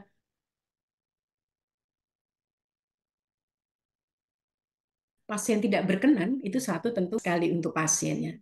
Jadi yakinkan kepada keluarga bahwa pasien adalah pribadi yang berhak mendapatkan informasi itu. Tetapi sebaliknya, saya biasanya pada kunjungan yang kedua, saya ajak, oke, Ibu, saya memahami sekali bahwa Ibu khawatir kalau Bapak nanti tahu kemudian sedih. Saya kira itu respon yang sangat normal, Ibu, kalau pasien tahu bahwa ini penyakitnya stadiumnya lanjut. Tetapi kalau kita tidak memberitahu, justru Bapak lihat, Bapak akan gelisah, Bapak akan marah-marah. Apalagi kalau Bapak tahu nanti suatu saat bahwa Ibu bohong. Itu sesuatu yang menyakitkan sekali. Yuk, bagaimana seandainya kita tanya kepada Bapak, apakah Bapak ingin mengetahui tentang penyakitnya? Kalau nanti Bapak mengatakan, enggak, saya enggak ingin, ya kita tidak usah perlu menyampaikan, Ibu. Gitu ya. Jadi selalu kita menempatkan pasien yang memiliki hak untuk mengetahui, tetapi tidak wajib untuk mengetahui. Gitu ya, Dr. Jody ya. Iya, oke. Iya. Terima kasih dokter. Ini dokter Jody ada satu pertanyaan lagi, cuman mungkin kita beralih sebentar ke Pak Manuel ya. Silakan Pak Manuel. Eh, eh, Audionya mungkin Pak Manuel, audionya. Ya, Ya, Ya, silakan. ya. silakan. Terima Pak kasih Manuel Dokter kerja di Maria. mana? Saya di Kopo dok, di Rumah Sakit Immanuel Bandung dok. Oh, Oh, loh, saya mau ke sana loh. Oh, Kemarin itu Pak Direkturnya WA saya, ah, Dokter Maria, ayo pelatihan paliatif Wong di rumah sakitku. Oh, aduh, siap Pak. matur nuwun sangat dok. Terima Iya. kasih Dokter Maria dok. Mungkin Ye, ada 2 pertanyaan lagi dok dah. Yang boleh pertama dok, satu dulu ya. ya Mm-mm. boleh. Jadi pertanyaan pertama dok, ini jadi pasien pasien sedang kemo ya dok ya, sedang Mm-mm. kemo kelima. Nah Mm. setelah itu Sakitnya pasien apa? koma. Kalau nggak salah beliau limfoma non-Hodgkin ya dok ya. Oke. Nah, terus koma, masuk ICU. Nah, Mm-mm. mungkin ada sekitar sebulan lebih. Jadi kelewat waktu apa? Mestinya di kemo terakhir ya dok ya. Mm. Nah, tapi ternyata apa? Dokter DPJP-nya melakukan tindakan kemo pasien koma. Nah, itu etis nggak dok kalau gitu? Oke, Sorry. sekarang kita mesti tahu dulu. Ah, Kemoterapinya, sorry. Ya, komanya. Imunoterapi ya dok ya. Imunoterapi ya dok ya. Imunoterapi apa Ya, gak bisa ya dok ya. oke. Pada non-Hodgkin lymphoma, Iya. seringkali komanya mungkin disebabkan terjadi leukositosis yang ada di otak, Iya, iya. gitu. Penumpukan leukositosis di sana, gitu ya. Kalau kemudian pada pengobatan mungkin dia akan menaikkan dosisnya atau apa, kenapa tidak, gitu, ya kan? Kalau memang komanya berhubungan dengan penyakitnya. Dan penyakitnya itu masih diharapkan akan membaik dengan kemoterapi yang akan diberikan. Tetapi kalau kemonya komanya adalah penyebabnya yang lain gitu ya, misalnya tiba-tiba terjadi stroke hemoragik yang hebat misalnya, ya. Yang itu tentu dengan kemoterapi itu tidak akan memperbaiki komanya gitu. Iya, iya. Jadi perlu dipertimbangkan lagi apakah ini bermanfaat atau tidak. Dan lihat juga organ tubuh yang lain. Kalau kemudian pasien ini masuk ventilator, ya kan? Sudah Kita dipasang lihat dok. juga nih, masuk ventilatornya parunya kenapa? Gitu. Ya kan kalau ada infeksi yang berat, ada efusi pleura yang sudah tidak bisa diperbaiki karena albuminnya yang sudah sangat rendah, kemudian cairannya keluar terus, mungkin ya tidak ada manfaatnya lagi gitu. Jadi kita melihatnya harus secara luas dan melihat juga organ-organ tubuh yang lain. Apakah ada juga organ failures? Kalau komanya adalah karena non-Hodgkin lymphoma-nya dan obat yang akan diberikan ini memang diharapkan akan memperbaiki, ya dilakukan saja. Tetapi kalau komanya penyebabnya yang lain, yang dengan kemo yang akan diberikan tidak akan memperbaiki, ya tidak usah diberikan. Gitu. Secara etik. Tapi kemudian lagi-lagi Pak Manuel harus termasuk juga dari farmasi harus harus punya bargaining position yang kuat gitu. Nah, ini menurut menurut ilmu saya ini tidak akan mempengaruhi ini atau ini nanti akan memperburuk organ failures yang lain. Iya, iya. Oke. Matur nuwun Dokter Medok. Yang terakhir dok, Oke. mungkin dok. Boleh. Mohon maaf, kami punya komunitas kematian yang berkualitas dengan donor organ ya dok ya. Donor organ, donor kornea, donor ginjal, dan beberapa lagi ya Ya. dok. Nah, kalau survivor cancer, mohon maaf itu cuma korneanya saja ya dok yang bisa didonorkan ya dok ya. Kalau apa? Jadi pasien yang survivor cancer, jadi Survival katanya, cancer. jadi cuma kornea saja yang bisa didonorkan ya dok ya pada saat wafat ya dok ya. Eh, kita harus lihat secara keseluruhan apakah organ-organ itu yang didonorkan kan harus organ-organ yang sehat, gitu ya. Sementara pada pasien kanker itu biasanya kemudian organ-organ tubuh lainnya juga sudah tidak baik gitu. Sekali Kalau lagi ini harus korneanya, perlu. katanya Kalau kornea, saya kira Heeh, kornea nggak masalah. nggak Kornea masalah saya ya dok kira ya. tidak masalah. Tapi kalau Karena kemudian ginjal, heeh, ya, karena liver, beberapa heeh, teman senior yang breast cancer donor kornea ya ya. dok ya. Heeh, pas wafat, Oh, bagus heeh, banget. Iya, apalagi iya. dokter-dokter Tapi kita kalau bisa ya dok ya organ semua lakukan itu ya dok ya. Iya, iya bisa untuk kornea. Tapi untuk organ yang lain Makanya, perlu kita tinjau lebih lanjut apakah fungsi organnya masih ya, bagus gitu. ya, Ya, dan organ untuk transplantasi organ itu kan harus benar-benar match. Ginjal, ya. ginjalnya ukurannya harus sama, berat Hmm. badannya harus sama, dan sebagainya dan sebagainya. Requirement-nya banyak sekali. Kalau pasien kanker saya kira akan sulit ya gitu. Tapi kalau kornea saya kira nggak masalah. Ya, nanti saya juga ingin tahu belajar lebih lebih lanjut tentang itu, Pak, untuk meyakinkan saya bahwa organ yang lain tidak bisa didonasikan gitu. Ya, ya. Matur nuwun Oke. Dokter Maria, Oke, Dokter Ida, sama-sama. Ya, Dokter ya, Angelina. Ya, Matur nuwun. ya, ya. Oke, oke. Eh, ya.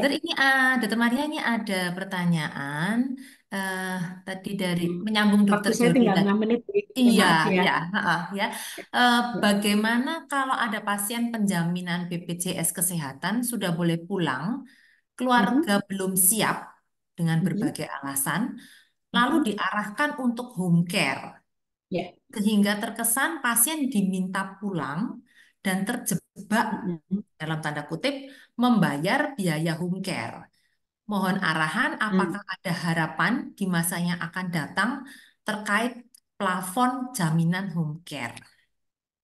Ya. Terima kasih. Bagus sekali pertanyaannya. Dari siapa ya ini? Dari Dokter Pertanyaan. Jody, Dokter. Oh, dokter. Hai. Iya. Oh, iya. Ini yang sedang kita upayakan. Memang. Tapi yang paling penting adalah bukan ini yang seringkali membuat saya agak kecewa dengan kolega saya adalah pasien dirujuk ke paliatif untuk home care. Tetapi kemudian pada saat kita ke sana, wah, gejalanya aja belum terkontrol dengan baik. Ya, di rumah tidak ada caregiver. Rumahnya jauh, yang oksigen aja tidak bisa sampai ke sana. Apalagi oh ini pasiennya sudah tidak transportable, orang dia datangnya dari NTT, kondisinya dalam kondisi seperti ini, kemudian dipulangkan. Itu seringkali terjadi. Karena itu lagi-lagi diskusi dengan DPJP untuk kelayakan untuk pulang itu ada 5 syaratnya.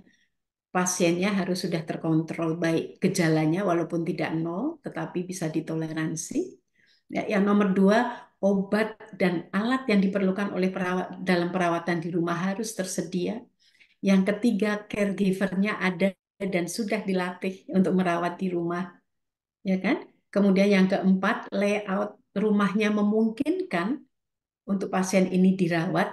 Yang kelima, tim yang akan melakukan follow up setelah pasien ini pulang sudah harus ada.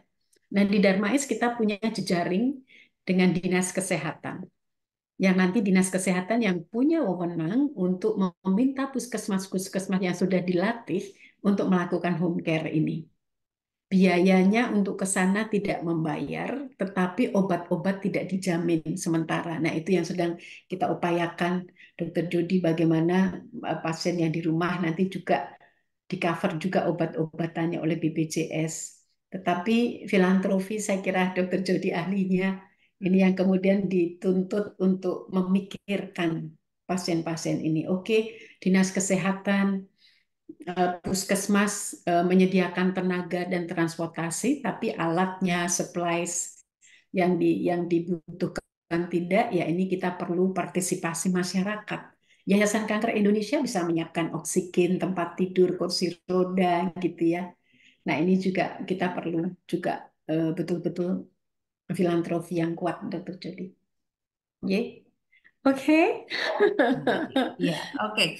Ini waktunya yang sudah sudah habis. Saya tahu banyak sekali antusiasme dari para hadirin sekalian karena pakarnya ini lagi tampil, jadi ya. eh, tetapi ya Saya ini sudah punya pakar juga di Jogja. ya. Oke. Eh, Mungkin eh, sesi tanya jawab ini saya akhiri dulu. Terima kasih banyak kepada Dr. Maria Wisaksono atas sharing ilmunya, atas jawaban-jawaban pertanyaannya, atas wawasan yang sangat membuat kita lebih terbuka tentang berbagai aspek terkait perawatan paliatif. Eh, Terima kasih, dokter. Terima Em, kasih kembali. ya, acara saya kembalikan kepada Bu Kristina Ya, selaku ya, ya. Terima kasih. terima kasih sekali lagi kepada Dokter Maria untuk materi yang menarik sekali sehingga pertanyaannya banyak nih. Karena memang ini termasuk bidang ilmu yang sudah harus kita geluti juga ya. Ke depannya nanti kan kita-kita semua juga akan menjadi tua dan mungkin sakit. Amit-amit. Oke, juga terima kasih kepada Dokter Idayani yang sudah memandu acara webinar kita dari siang hingga jam segini. Terima kasih untuk Bapak Ibu yang masih setia mengikuti webinar ini. Bapak Ibu, saya ingatkan kembali ada beberapa pengumuman dari YPMK Perdaki. Seri kedua dari webinar Palliative Care ini akan mengambil topik untuk aspek spiritual di tanggal 4 Juli, hari Kamis minggu depan, jam 13 sampai jam 15.30, yang akan dibawakan oleh pemateri Romo Dr. CB Kusmarianto. Silakan bagi yang berminat untuk ikut. Kemudian sorenya akan ada serial webinar untuk pastoral care, seri yang kedua juga, dengan tema apa itu pastoral care dan cakupannya, yang akan diselenggarakan dari jam 6 sore hingga jam 8 malam. Kepada Bapak Ibu yang berminat, silakan menghubungi YPMK Perdaki. Kita semua perlu juga untuk menambah ilmu dan wawasan sehingga pelayanan kita semakin baik kepada sesama. Baik, Bapak Ibu, sebelum saya tutup acara ini, kita akan foto bersama. Saya minta tolong Mbak Inggi untuk foto kita, dan semua Bapak Ibu peserta webinar minta tolong kameranya dibuka. Kita akan berfoto bersama untuk dokumentasi. Silakan dibuka kameranya. Bapak Ibu dokter, kita foto ya. Ada 4 slide. Slide pertama. 1, 2, 3. Sebentar ya. Regimennya apa Mbak si Pak Yusi? 3. Dokter Kiki juga Mbak? Slide 2 ya. 1, Cuma itu doang ya Mbak 2, ya? 3. Tunggu sebentar.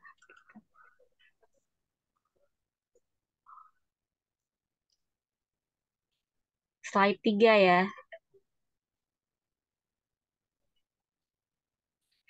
1, 2, 3.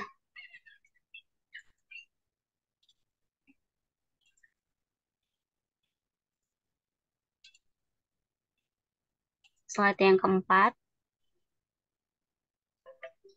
1, 2, 3. Oke. Terima kasih Mbak Inggi. Baik Bapak Ibu, kita sudah sampai di penghujung acara. Saya akan tutup acara siang hari ini dengan doa. Saya akan membawakan doa secara Katolik untuk Bapak Ibu yang beragama lain. Silakan berdoa sesuai dengan kepercayaan masing-masing. Mari kita satu dalam doa dalam nama Bapa, Putra, dan Roh Kudus. Amin. Allah yang Maha Kasih, terima kasih untuk penyertaan-Mu dari awal acara ini hingga akhir. Bantulah supaya apa yang sudah dipaparkan oleh Dr. Maria, juga Dr. Idayani dalam webinar Palliative Care ini boleh membawa semangat dan pelayanan yang semakin baik bagi sesama kami yang menderita. Kemuliaan kepada Bapa, Putra, dan Roh Kudus, seperti pada permulaan, sekarang, selalu, dan sepanjang segala abad. Amin. Dalam nama Bapa dan Putra dan Roh Kudus. Amin. Terima kasih Bapak Ibu, sampai berjumpa kembali minggu depan di webinar Palliative Care seri yang kedua. Sampai Baik, bertemu. terima kasih Dr. Dr. Maria, Angela, Dr. terima Ida, kasih Dr. Maria, ya, Dr. kasih. Ibu Erlia dan Pak Asep, Kasih. ya tetap dibantu ya nanti. Terima kasih. Izin live. Ya, Terima kasih. ya semua.